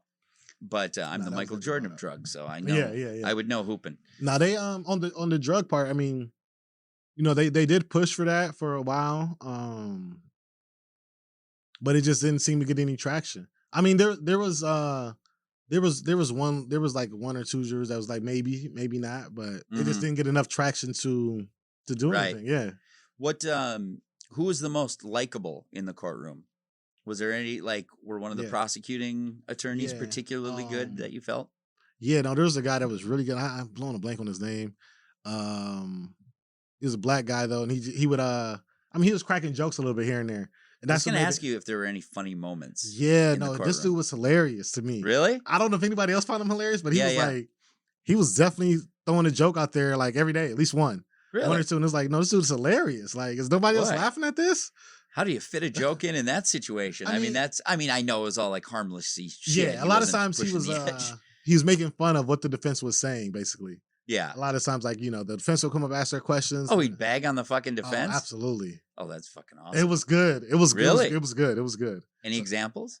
I wish. I wish I could think of one because he had some good ones, and I was dying in my seat. Like, this is fucking hilarious. Right. And it's like, but no, I don't know if anybody else was. I didn't look at anybody else, but I was like, this is funny. I don't remember what you said actually. Jerry Blackwell's his name. Okay, Jerry Blackwell. Just hit me. Yep, Jerry Blackwell. And so, what? Shout out Jerry Blackwell with his stand-up comedy. Yeah, no, he was funny with it. Yeah. Is there and how much does that all affect you again? I know we alluded to this earlier, but I can't remember. Like, I mean, how much does likability play into it? Do you feel? I don't think it's if that defense attorney was your defense attorney, would you be like, can you crack a fucking joke here? Can we lighten this shit up? Yeah, I would have liked them to, just because you do want to lighten the mood a little bit. You have to, I feel like. Yeah, you guys are there for 8 fucking hours. Exactly. We're there too long. You want people to, focus on what you're saying. One way to do that, throw a joke out there. Yeah. They'll pay attention. Yeah. Especially because some of the testimonies were boring. I mean, let's be real. I mean, there's scientists and doctors going up and they're using all this jargon. We're just like, I don't even know what you're talking about. Right. But I'm sure they'd love to hear that. Right. But no, luckily they have all type of pictures and whatnot. They're describing it, so you get it eventually. But some of it is boring though, and so it's just facts. And so, I mean, you want somebody to ease the ice, make it easy for everybody. Did you get in a groove with the trial where it got, so you saw the video early on, it was horrifying. Holy shit, this is real. This is a big thing. Was there a point kind of in the late middle where all of a sudden you go like, okay, this is kind of a cool experience. This is historic again, where like it came back around. Absolutely. But at that same moment when it came back around like that, it's just part of your daily schedule, your daily routine. Yeah. You kind of, you're like, okay, how do I lock back in again? And like, what's next? So at that time, to me, I thought the prosecution, they were bringing up kind of the same type of experts over and over again. It's like, okay, you just brought this expert. Hammering this home a yeah, little too and it's much. like, we get it. Let's move on. Yeah. So it's just like you're just kind of going through the motions. Then like they're saying the same things over and over again. There's nothing new that's being said up until when the defense goes, but that took like 2 or 3 days after that. So it's just kind of just going through the motions, really. Was there ever discontent among the jurors where like when you guys went to the on your lunch break where like someone finally opened and goes, Jesus Christ, we got to hear this shit one more fucking time? Yeah. I mean, do you ever hear that stuff? I'd imagine you're some, but yeah. Yeah, no, I think we heard that with the video. Where it's like, damn, we got to go in here and finish watching the video again. Right. But not outside of that, nah. Because every time you're coming back there, you really just want to just talk about anything else, really. Like, oh, really? Yeah. Oh man, I would think you just. I would think you'd be bursting at the seams. But you can't talk about it. I know, but I figure you fucking. I don't know. Where like you kind of. But you find ways to unconsciously communicate, like just. Kind of like, geez, that was a fucking So you might be like, okay, you get a break every couple hours or something. Like, God, like, that guy wouldn't shut the fuck up or whatever. Yeah, or you might be like, that was a rough one, or I was falling asleep on that one, or something like that. Yeah, but that's all you can say, really. So it's like, Did the jury start to bond at that point? Yeah, after about a week, I mean, we started to get tight, started to loosen up because I mean, we're in there every day, and we're just looking at each other. So we're like, we started to make friends amongst each other. As much as we could. Yeah. As much as we could. I mean, some people were working from back there, remotely. I was watching my team play on my laptop. So, I mean, we started to build somewhat of a camaraderie for sure. Absolutely. Yeah, you're like aware of everyone's life, even though you're not talking about it. You kind of get those senses, right? Yes. What did you feel support for Chauvin in the courtroom? Like, did he have a big contingent there at all or no? Not? I don't think besides his legal team, I don't think there's nobody there for him. Oh, really? Yeah. I think maybe I know his wife divorced him immediately. Yeah. Which was pretty fucking telling, I would say. But right. Yeah. But I don't Well, remember. that was to get out of losing all their their money. shit. Yeah, they weren't actually getting a divorce. It was they tried to give all the assets in her name, and then the court was like, "Yeah, nah, that's not happening." I thought it was because she saw him turn into a lizard and murder someone. Not at all. She didn't want to lose her shit. That's funny. God, I didn't see anybody there for him. I don't think any of the days. Really? That actually kind of blows me away. Were there ever outbursts where the judge had to calm it down? Like, did anyone ever stand up and go, "You fucking lizard"? I'm gonna, or just like anything? Nah. I mean, you would see the attorneys kind of go back and forth, and the judge would be like, "Let's reel it in." Okay. You would see them start to kind of get emotional and heated. I mean, it's a battle. So, So you would see them like kind of do a little too much, and the judge would be like, all right, like chill out. Okay. Yeah. So you get some of that, but outside of that, nah. Did you ever have a moment in the courtroom where they go, and of course he did it because he's a fucking murderer, and then they go, objection, and they go, yep, disallow it, jury, forget that you heard that. Absolutely. Did that happen? Not that dramatically. I think that's the most funny fucking thing in the whole. Not that dramatically, process. but that definitely happens where they're like, all right, nope, you can't say that. Jury, strike that from your memory. Basically, it never happened. And you just got to forget it. Did you laugh when that happened? Almost like that. It's ridiculous. It's right? pretty comical because but it is what it is. I mean, well, sure, he didn't kill George Floyd. He was too busy raping children, and then disallow that from your. Oh, okay. Yeah. I don't know. That shit is so fucking weird. It's so weird. So we get to deliberation or closing arguments. Let's say. Yeah. So at this point, how long were you in it? That's probably 3 weeks. Okay. 3 weeks from closing argument. Fucking weeks. Yeah. 8 hours a day, 5 days a week? Yep. No conjugal visits, but you're still getting it at home. You could go home every night, so it's all good. Good. Necessary. God, that's so important to me. So necessary. Yes. And so it gets to closing arguments. What are you feeling at that point? Before closing arguments, was your mind fairly well made up at that point? Yeah, once the defense started talking about carbon monoxide, I was like, this is so much a wrap. It's a Like, wrap. what are we Yeah. like? This is done with. Like, Right. yeah, I was like, Yeah. this is over pretty much. And then when closing arguments, I'm like, wow, so it's really the trial's over? Like, it's over already? Was that faster than what you expected? Yes. So Okay. I was expecting 4 to 6 weeks. Okay. But yeah, it was a little bit faster than that, and I still was waiting for the defense to come up with something. I'm like, well, they came up with nothing. Right. Now we're at closing arguments. We're still waiting for the hammer. Right. There's nothing there, and it's like, all right, well, and the funny thing about closing arguments is the defense talked for like hours for the closing argument. It's like, what are you even talking about? Like, Oh, really? like I think we took a break mid like paragraph for his closing argument. He's going on and on for like 2 hours. Then we take a break in between, come back for another hour. He's still going. It's like, I mean, Do you feel like he lost you guys at that point? Kind of like I think he had lost us before then and was just Yeah. trying to find something to get us back in some way. I've done that for stand up. I'm a stand up comic. Yeah. So yeah. Yeah. So, No, what can I think? so of to I'm make these people positive. fucking- I'm 100% yeah. positive he knew that he lost us, but there's 3 different charges. So it's like, maybe I could reel them in somewhere. Right. They're gonna, maybe they'll bite somewhere, but I'm just gonna go down the list of everything and somebody will bite somewhere. Right. So it was literally like, it was like 3.5, 4 hours. He just talked. Huh. So were the closing arguments as theatrical as you see for, like where they try to make big points and shit like Absolutely. that? Yeah. Absolutely. It was almost like a movie.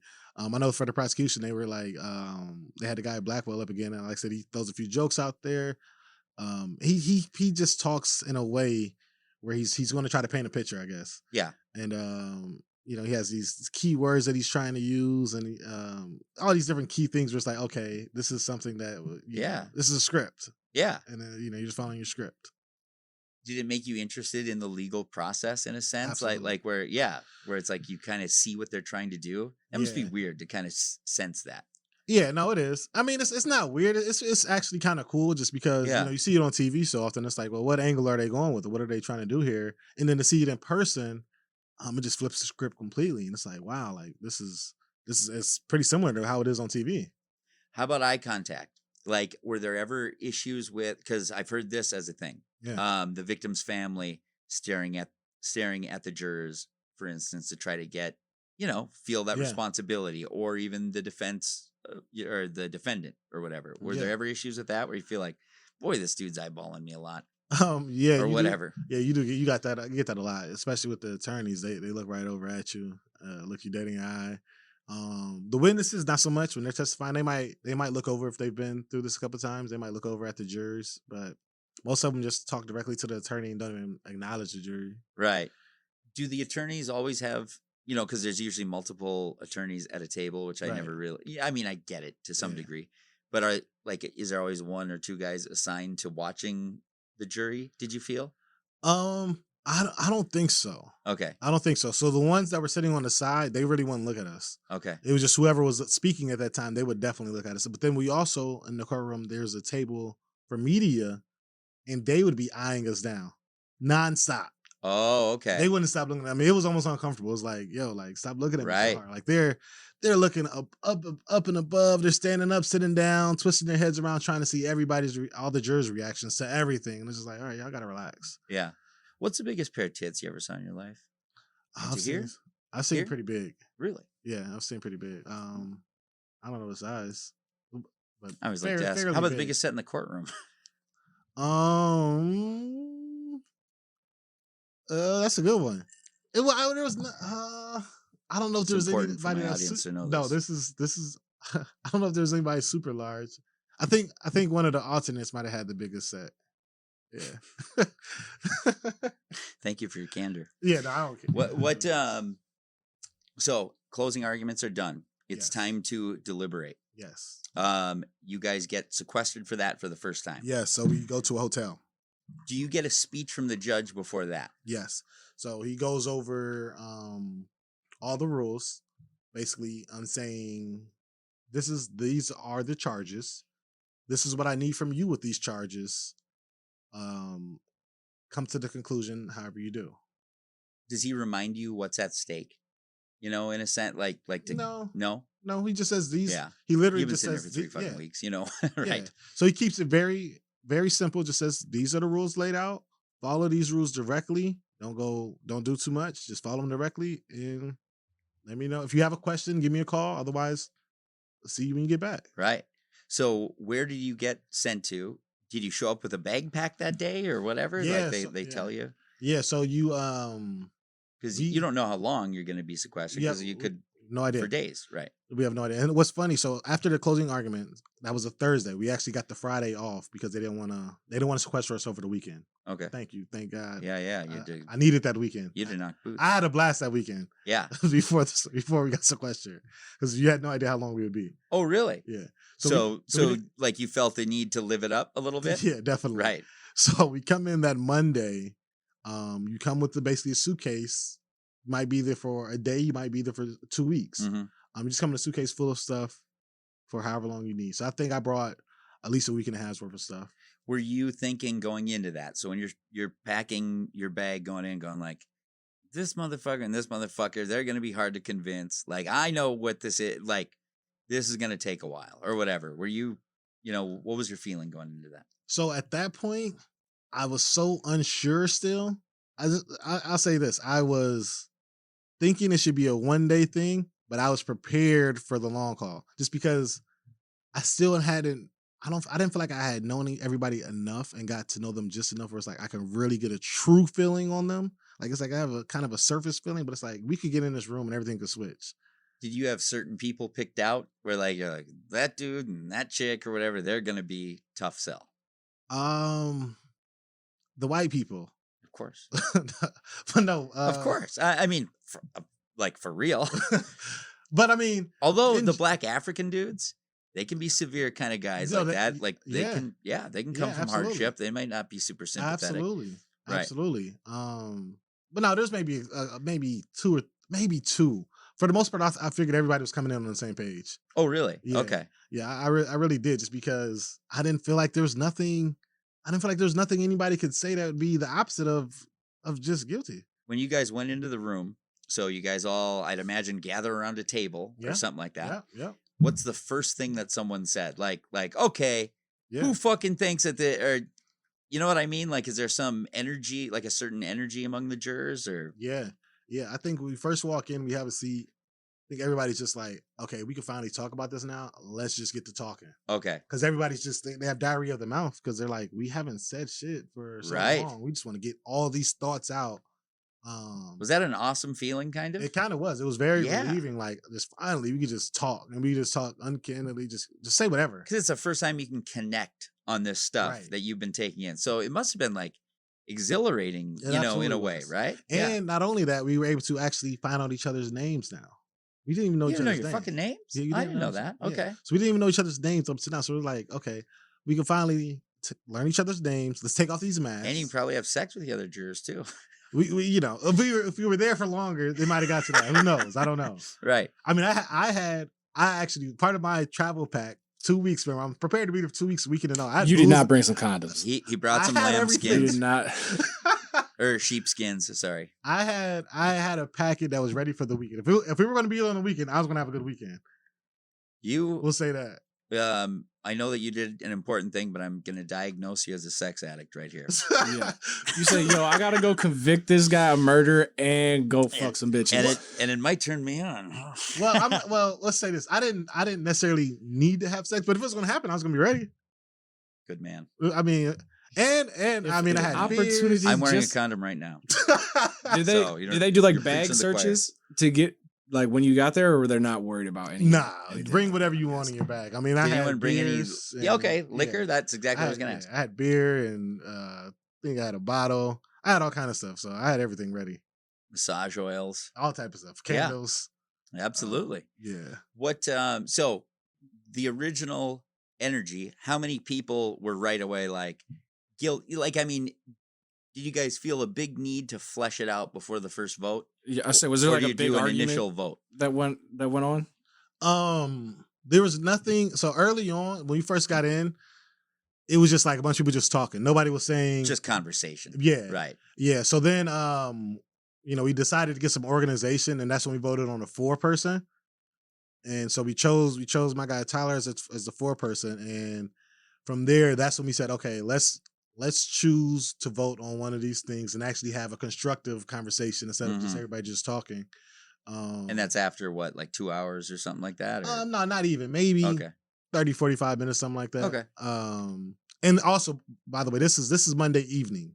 Okay. So it's like, so Monday during the day, we had to be in the courtroom still going over the rules, basically. Where were you, by the way? Like, I mean, they send you, we was it a decent hotel? Yeah, it was pretty cool. I don't even remember what hotel it was. It was but somewhere Suites, I bet. outside the city, like Plymouth area. Okay. So country and Motel 6. No, they took care of us. What's funny is, so the hotel was actually, the way they masked it, it was under construction, quote unquote. And they holy shit. Yeah, no, this was super intense. And they put us like in a construction zone that wasn't really a construction zone. Were you still worried about your safety at that point? Absolutely. Like, I mean, did that amp back up? Yes, sort of? Absolutely. Everybody was. Okay. Everybody 100%. And I have a story about that too once we get to the verdict. Yeah. But it was basically a hotel under construction that's not really under construction that they hit us in. That's crazy. Yep, and we had sheriff deputies every floor. There's, they're walking around in there 24 hours. If we want to leave the deliberation room that we're in, the little conference room, we got to knock 3 times and say a passcode, basically. Not really. Wow. Not really. But not I 3 mean, times, right. But it's that secure though. Right. Yeah. So it was really secure. We used to have unmarked cars outside, people circling. It was like as if we're the president or something. Yeah. It was crazy. Does everyone really bond then at that point? Because Absolutely.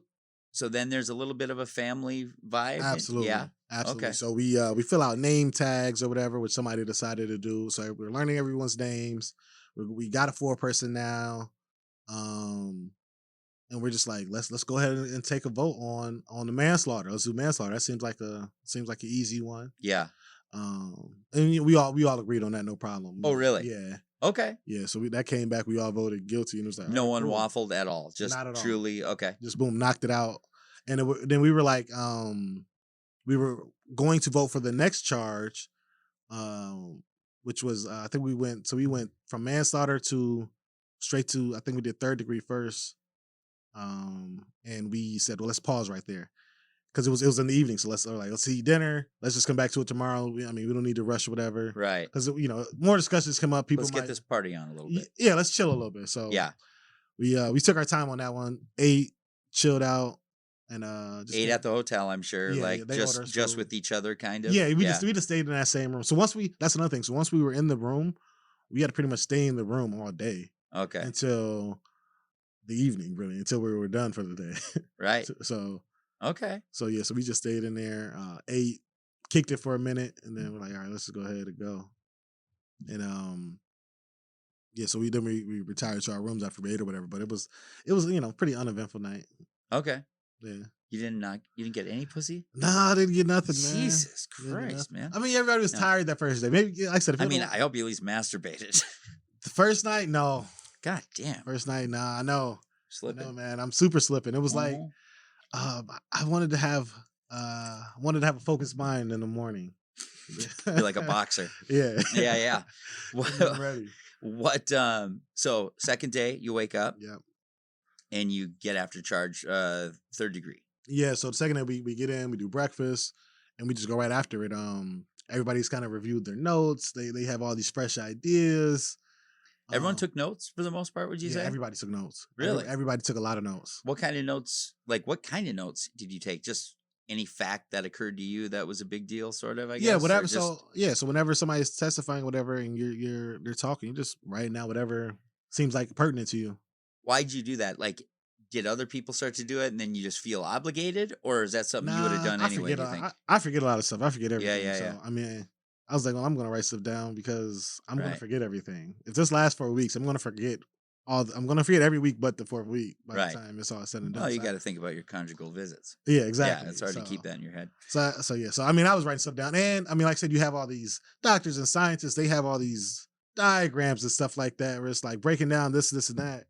And then the timeline on, a lot of people brought up a timeline where it's like, okay, this is what happened during this time. Those are all things that I was writing down. It's like, okay, this could come in handy whenever you're in the deliberation room and you might have to debate. Yeah. So if you're debating with somebody, I mean, I want to come with the right shit. Right. Okay. So, but no, everybody had tons of notes, tons of them. So so when you did that third degree thing. Did Yeah. that go smooth too? Yeah. Well, it went kind of smooth. I won't say it went super smooth, but there was definitely a lot of discussion amongst it. So we're Okay. going over third degree, a lot of discussion. It took a few hours. It wasn't as easy as the manslaughter. We just come in, vote, everybody guilty. Right. Like there's a couple people who was like, we did like a preliminary vote first always, and they were like, their preliminary was like, I'm not unsure. Okay. Right. So no one was innocent, just unsure. Like there was a few unsures. Right, okay. Right.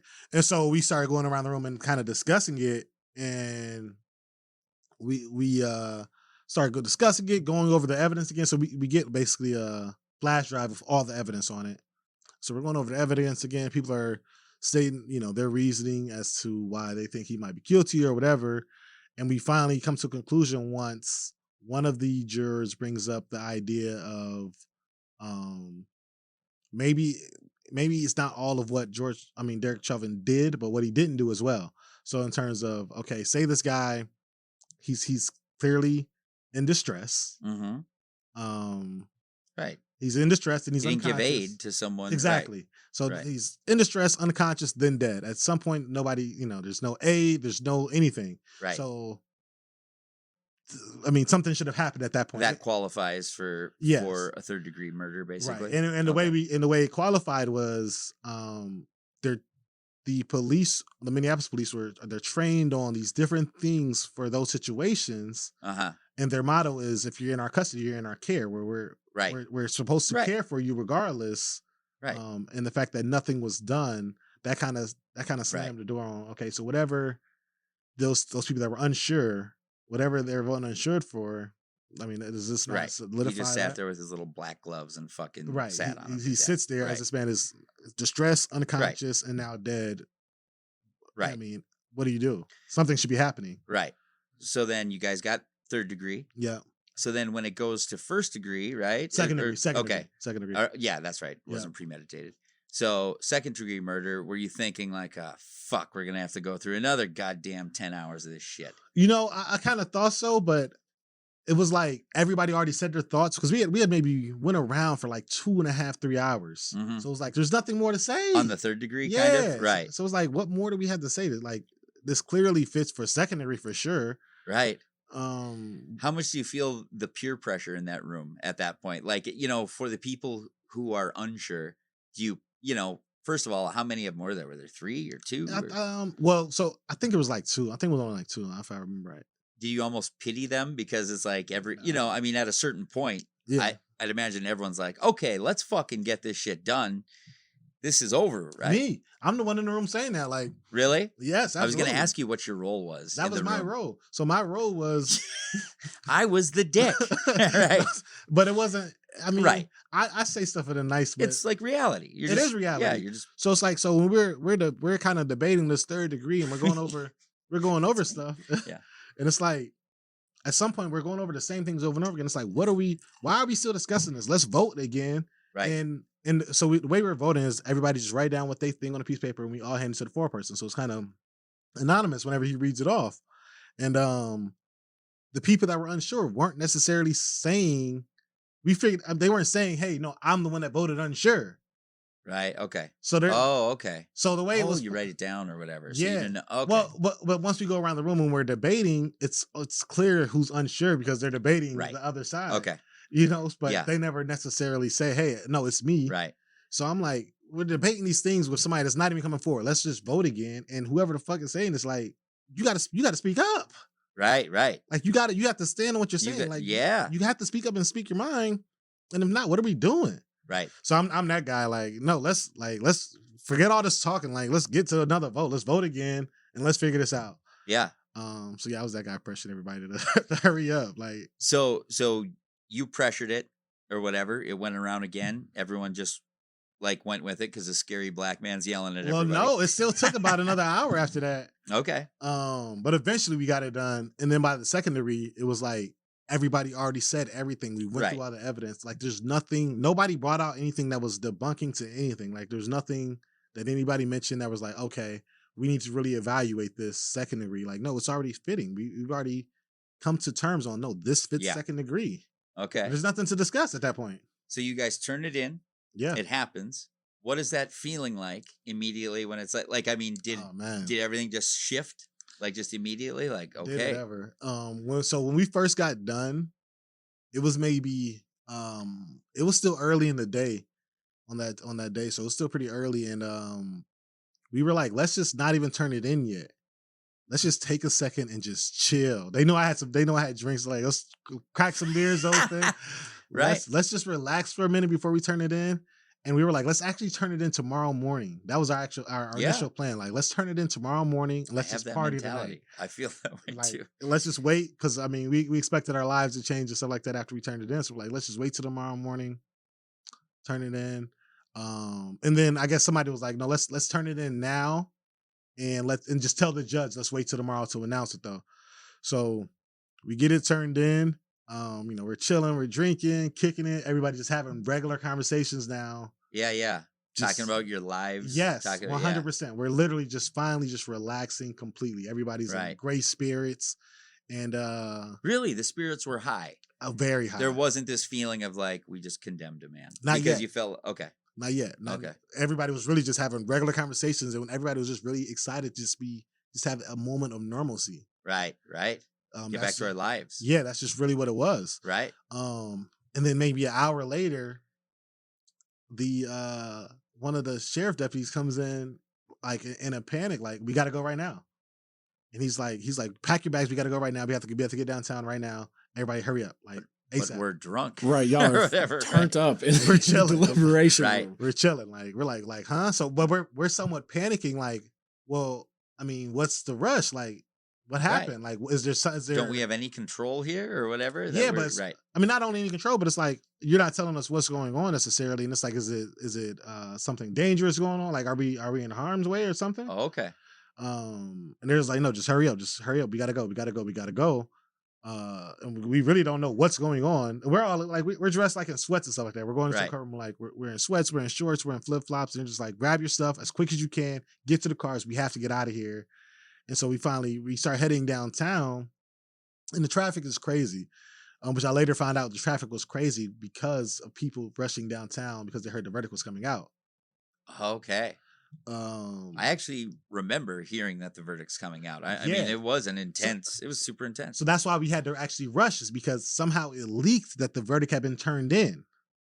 Okay. And so the judge wanted to get the verdict read. To head that off before the actual verdict was also leaked somehow. Yeah. So he's like, let's just get them down here, read it off before anything else happens. But yeah, somehow it's leaked. So people are rushing downtown and rushing out of downtown. Yeah. Because they don't. No, there was fear. Yeah. There was fear. So, but we didn't. So as jurors, we had no idea. We're like, damn, it's so. For me, as a guy that lives in Minneapolis, I'm like, there's so much traffic. Like, this is the middle of COVID. I'm like, there hasn't been this much traffic in literally months. Right. So it was confusing to me. I was like, why is there so much traffic? It makes no sense. And so we're rushing downtown. We get caught in traffic, which it takes like an hour to get downtown from Plymouth during this time of day that day. And it's like, well, what the heck? So we get there late, and we just get rushed into the courtroom. And they read off the verdict, and they go around and they ask all the jurors. The judge asks all the jurors, like, is this your true and correct, thoughts? Is this how you truly feel? And you got the answer. And you say yes, and that's when the emotion, and it's like, oh, like, you're confirming this decision, like, right now. Like, did you watch Chauvin walk in and like think, like, kind of what, like, God, he doesn't even know that he's about to get condemned. I mean, that's heavy shit. Yeah, no, that was definitely heavy. And I think the judge actually at some point, he asked something to Chauvin then too. And I was able to see his expression. His expression was just so confused, and it's just like you could definitely tell he was looking like what the hell just happened when he asked him if he understood. Yes. Yes. Okay. Oh, and Chauvin looked just in disbelief. Yeah, kind of? Absolutely. And he looked like what just happened. And right. And it was like, damn, like, wow. Was that the belief that you had? Is that he thought he was going to get off? Absolutely. In a sense? Really? Absolutely. Or at least I didn't think I'm pretty sure he didn't think that he'd be guilty of all the charges, all three charges. It was like, maybe they'll get me a manslaughter. Right. Historically. So no, he looked so like I can't believe this just happened. Do you hate him? No. I don't have nothing against him. Okay. Well, I wasn't sure you watched him murder someone, so I wasn't sure how that is, from my perspective, after seeing so much of the whole trial, the whole thing, Yeah. is I don't have anything against him because I don't know anything about him. I know nothing about Derek Chauvin besides that he killed George Floyd. Okay. That's Oh, literally. wow. I mean, that's all For I some know. reason, I thought you'd have more. I don't know. I would, I guess, to condemn someone. I mean, of course, I believe that you did 100% the right thing. Absolutely. I'm just wondering if to do that, if you automatically assign some I don't know type of feelings towards them or I think- whatever, to make yourself feel good in a Yeah, sense. no, I think the feelings that you assign is compassion when you do something like that. I mean, I see. because I think it has to be compassion. I think you would have to be somewhat a little bit Spiteful, off. vengeful, Yeah, it's like, whatever. I don't have a reason to feel that way Yeah. towards him. He's getting his punishment. Yeah, exactly. I mean, yeah. He's getting his punishment. I don't have any other reason to feel any type of way. He didn't. I mean, it's not like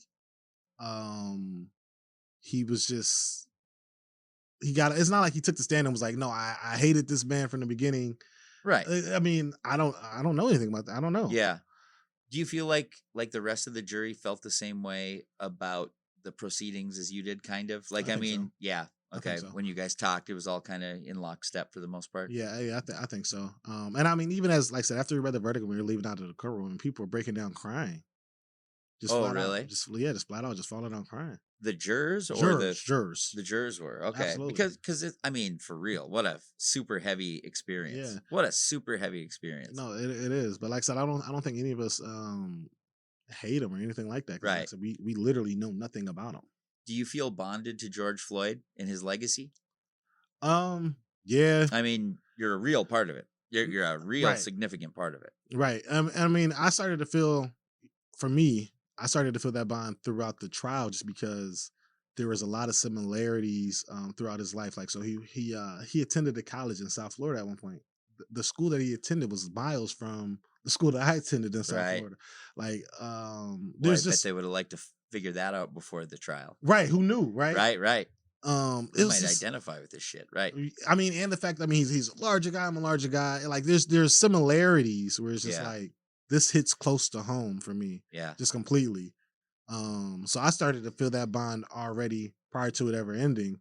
And then with it ending and seeing the coverage that it's gotten, Mm-hmm. I mean, I'm automatically linked to it. It's Tremendously. It's truly a historic thing. Right. I mean, it's really profound, actually. Yeah. I think so. Do you feel lucky, to have been a part of it? Do you feel, I don't know. How do you Yeah. feel about it? I mean, I'm not a big religious guy, but I do think that I was meant to be there. I think all of us as jurors were meant to be the jurors for this. Yeah. I mean, I don't think you could have chose a better jury panel. Really? Yeah. I You just feel honestly- like so one of the things I have a great friend who you probably know because she was reporting in the courtroom, but Georgia Fort, do you know her? No. Okay. She's a journalist. Tevin, you can help me out, or you can tell her her credentials more, but really just a great journalist. We're friendly with her. She covered that. She was in with the Floyd family, interviewed them and stuff like that. And she wrote me because I was asking her before I talked to you, is there any insights that she has that I might not be aware of? And she was curious about, and I don't want to misquote her at all, but a feeling of like injustice in the jury selection process. If you saw institutional racism in that, because from her perspective, she felt like people who were for Black Lives Matter were cut, and then people who were for the police department could still kind of get through. Did you see that as well, or not? Not no, really. because I specifically said Right, I know I- you said that for yes, yourself. and I wasn't cutting. I was very adamant on no. It's a statement that I believe in. I'll forever Right. stand on because I'm a Black man. Right. And then on the flip side, they ask about Blue Lives Matter, and I flat out just said I don't even know what that is. I don't know what that is. I don't understand the concept behind that. It seems like it was something to combat Black Lives Matter, which doesn't make any sense. So I'm I mean, just I was looking very at her stern on stuff that. here just to make sure I'm not screwing no it up. doubt. But yeah. So now I was very stern on it. And I mean, I do get how there's definitely some institutionalized racism within picking jury panels, but yeah, I didn't experience it then, but I seen how it could happen. Yeah. Absolutely. Will you ever see these jurors again? Like, will you guys have a barbecue or something like? I mean, yeah. you know, I would imagine you feel bonded, and it's Yeah. weird to not see him again in a sense. No, it is. A few of them actually just did happy hour a couple weeks ago, like last week or 2 weeks ago or something like that. I didn't attend, but I do hang. Pussy.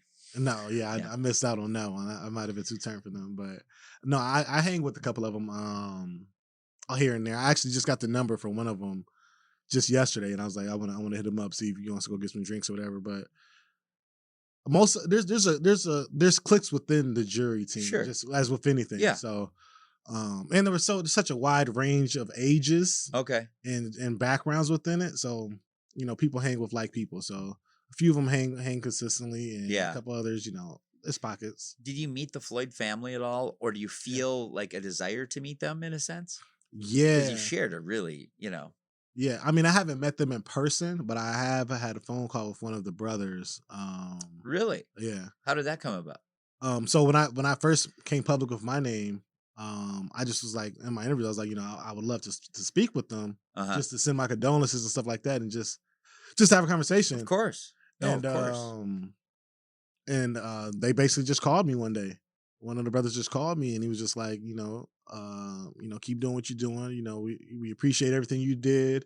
And it's they just sent me some encouraging words. I was planning to give them encouraging words, and they gave me encouraging words. What was that like for you? It was actually very rewarding. Did you break down? I didn't. Okay. Because it was just it was very an overall positive thing. Yeah, it was overall positive and genuine, and it was just very enlightening. They just sent a lot of encouragement to me. It was like, we really appreciate you, and just continue going forward with everything that you do. Yeah. And really don't let it just kind of harbor on you too much, basically. And it was just like, wow, like that's real. If this is coming from somebody that's directly related to this person, I mean, who had to watch their brother get murdered in the courtroom over and over again. Absolutely. So it was very rewarding. Absolutely. So I believe you're the first juror to come forward, right? Yeah. What inspired you to do that, or motivated you to do that? And what, I mean, what's ahead? Yeah. So for me, it was like, at that point, I wasn't sure when the names were coming out, but I wanted to come out first just to debunk a lot of myths. So during the time when I first came out, there was the myth of they 100% came up with this decision because if they didn't, they were worried about what's going to happen to the city, or the pressure. They only came to the decision because of the pressure of what was going to happen. And I had to come out like, no, we came to the decision because we came to this decision. Like it was really getting under my skin just hearing that always, and it's like, no, that's BS. No, we came to it because we came to it, and I had that. You feel like you genuinely came to this, like, doing your civic duty, right? Absolutely. I was trying to be fair and honest. Absolutely. And I found it disrespectful to the entire process. So, I mean, people, it's to what you guys went through, to what you sacrificed. Yeah, exactly. Yeah. So we've been there, we sacrificed it, and it's like, there's a lot of institutionalized racism within it. Mm-hmm. So I felt like me as a black man being a part of this jury, it's important for me to let people know, like, no, I was there. Yeah. We got it done legit. Right. Like, it's important for me to be the person to say, no, I'm telling you this as a person that's in the community. I'm heavily a leader in the black community in Minneapolis. Yeah. So it's like, no, I was there. We got it done the right way. Right. Like, it's not a conspiracy or nothing like that. We got it done. Yeah. And so I really just wanted to debunk that. And I think it helps that you're a basketball coach for some reason. Because, sports are a big, like, you understand responsibility and community, and that we all survive together, kind of. You know what I mean? All those lessons. So I agree with you. I think it is more, in a sense, believable. I don't want to act like it's, like that's not a great word choice. But I agree with you, though, actually. And I think the fact that, because a lot of people bring up, well, you weren't afraid to come forward, or you're not afraid of the backlash and all that. And I'm like, whatever happens. I mean, I'm not gonna walk around in fear or something like that. Like, who cares? Right. You live in North, for Christ's sakes. I mean, yeah, born and raised. I mean, I'm not. Right. But no, seriously, I'm not. It's not something I'm concerned with. Right. Like, yeah. What you might get yelled at or something. What's right? gonna happen? Exactly. So yeah. I mean, have you had any issues? I mean, I'm sure you've seen some online troll shit. Yeah, online, but that's whatever. Yeah, that's stuff like that is comical, actually. Yeah, it is. It's pretty funny. Truly is. Yeah. Yeah. So I get a kick out of that. But no, I mean, what's funny is, even with the online stuff like affected people around me more so than it affected me, unfortunately. Like where they're like, oh man, like they have to go see all the comments. They actually get affected by it. I was like, I don't care. Right. But I haven't had any I didn't have any issues so far. There was one altercation with the officer where, pulled me over no reason. I don't know if it's from me coming forward or me just being black. Because one of the other. Right. I don't know. Coin flip, literally. Right. Pulled me over no reason, put me in cuffs. Really doesn't matter, actually. It really, You're right. Same it thing. was an ugly act either way. Yeah. So, I mean, but that was it. But like I said, I don't know. The other side of that has been nothing. Is there some fear of reprisals, from the police department a little bit? Like, no. I mean, because the police department came out against them. Exactly. And I think, I talked to police while it was going on because we'll have them on my show. And really, I heard encouraging stuff from them. I mean, Same. I think in a way it's healing and really important for our community because we needed to see police, because we do need police. Which I agree with that too. Right. And it's like, but we need good police. Facts. So it's like, that had to happen. No, I 100% agree. And I mean, there's a few guys I know that are officers that I'm very cool with, and I mean, they're like, no, we 100% like, no, that's bad policing, like just 100%, like we stand behind that. Shit up. Right. Exactly. And I'm not the type of guy that's against police, like as a whole. I'm not that person. Right. Like so, it's I'm a little bit biased against authority.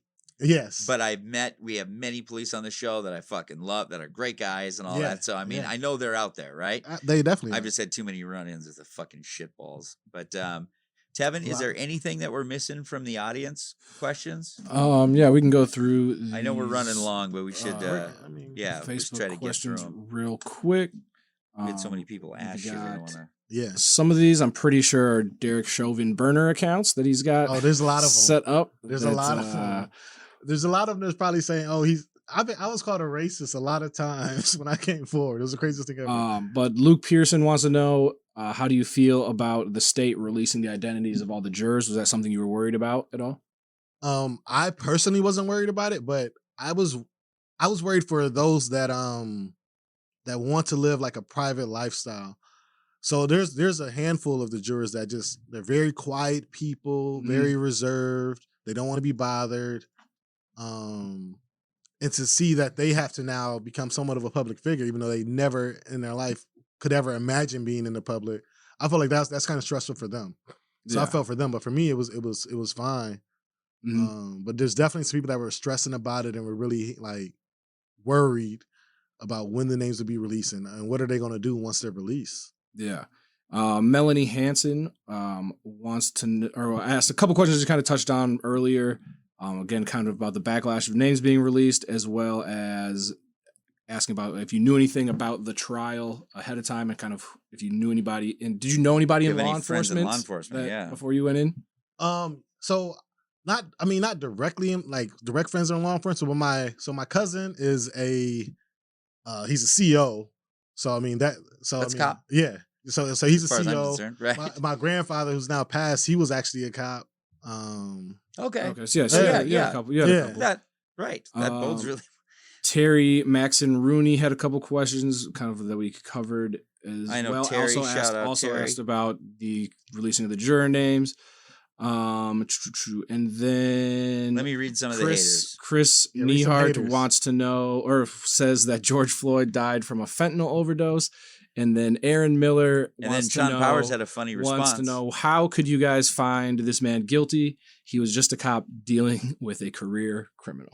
Well, so it's funny when people say that. So the idea of a career criminal. Why did your group convict a hardworking policeman of a crime he didn't commit? Yeah, right. But it's like, okay. Interesting way to see it. Because somebody is a career whatever, that means they're supposed to just die at the hands of somebody else? Yeah. No, I mean. That doesn't make any sense. I don't understand. So, Aaron Miller, I'm really glad you listened to the show. I appreciate it.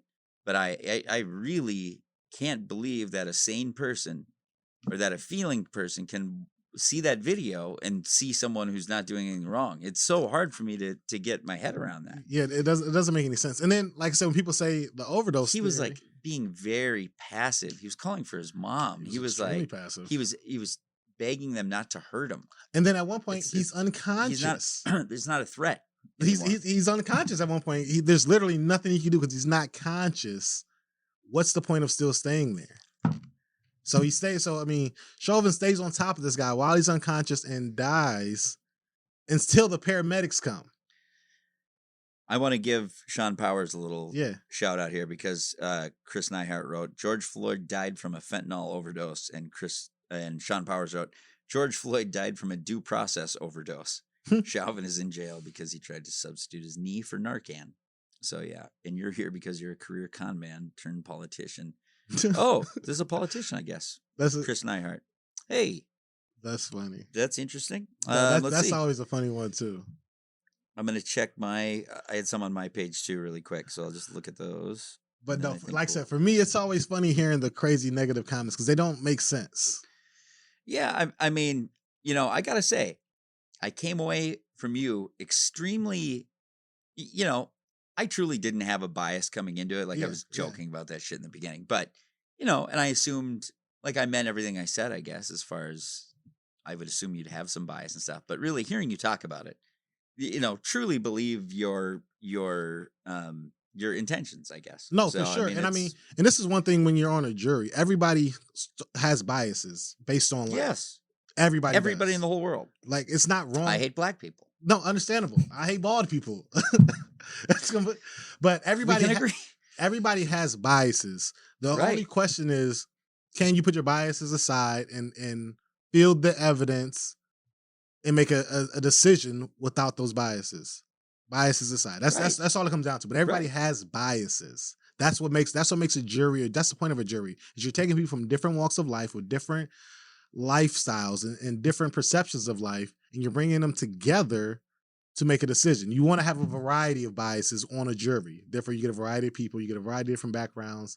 Therefore, they get a decision that reflects the area. Yeah. For some reason, people don't seem to understand that aspect of it. They think you're supposed to be an empty vessel, right? Which is impossible. That's impossible. Right. That's completely impossible. Well, we don't live in a vacuum. Inside. But yeah, but there's no more questions on my page that are different. It's just a lot of stuff that we've hit. But I want to thank everyone for all the questions and response. Really happy to be back. We got more episodes lined up. We're going to start being regular again. So nice. We're psyched. And please watch Brandon Mitchell's podcast, the Wholesome Podcast. The Wholesome Podcast. Where can they find it? So you're YouTube, Spotify, Apple, either one.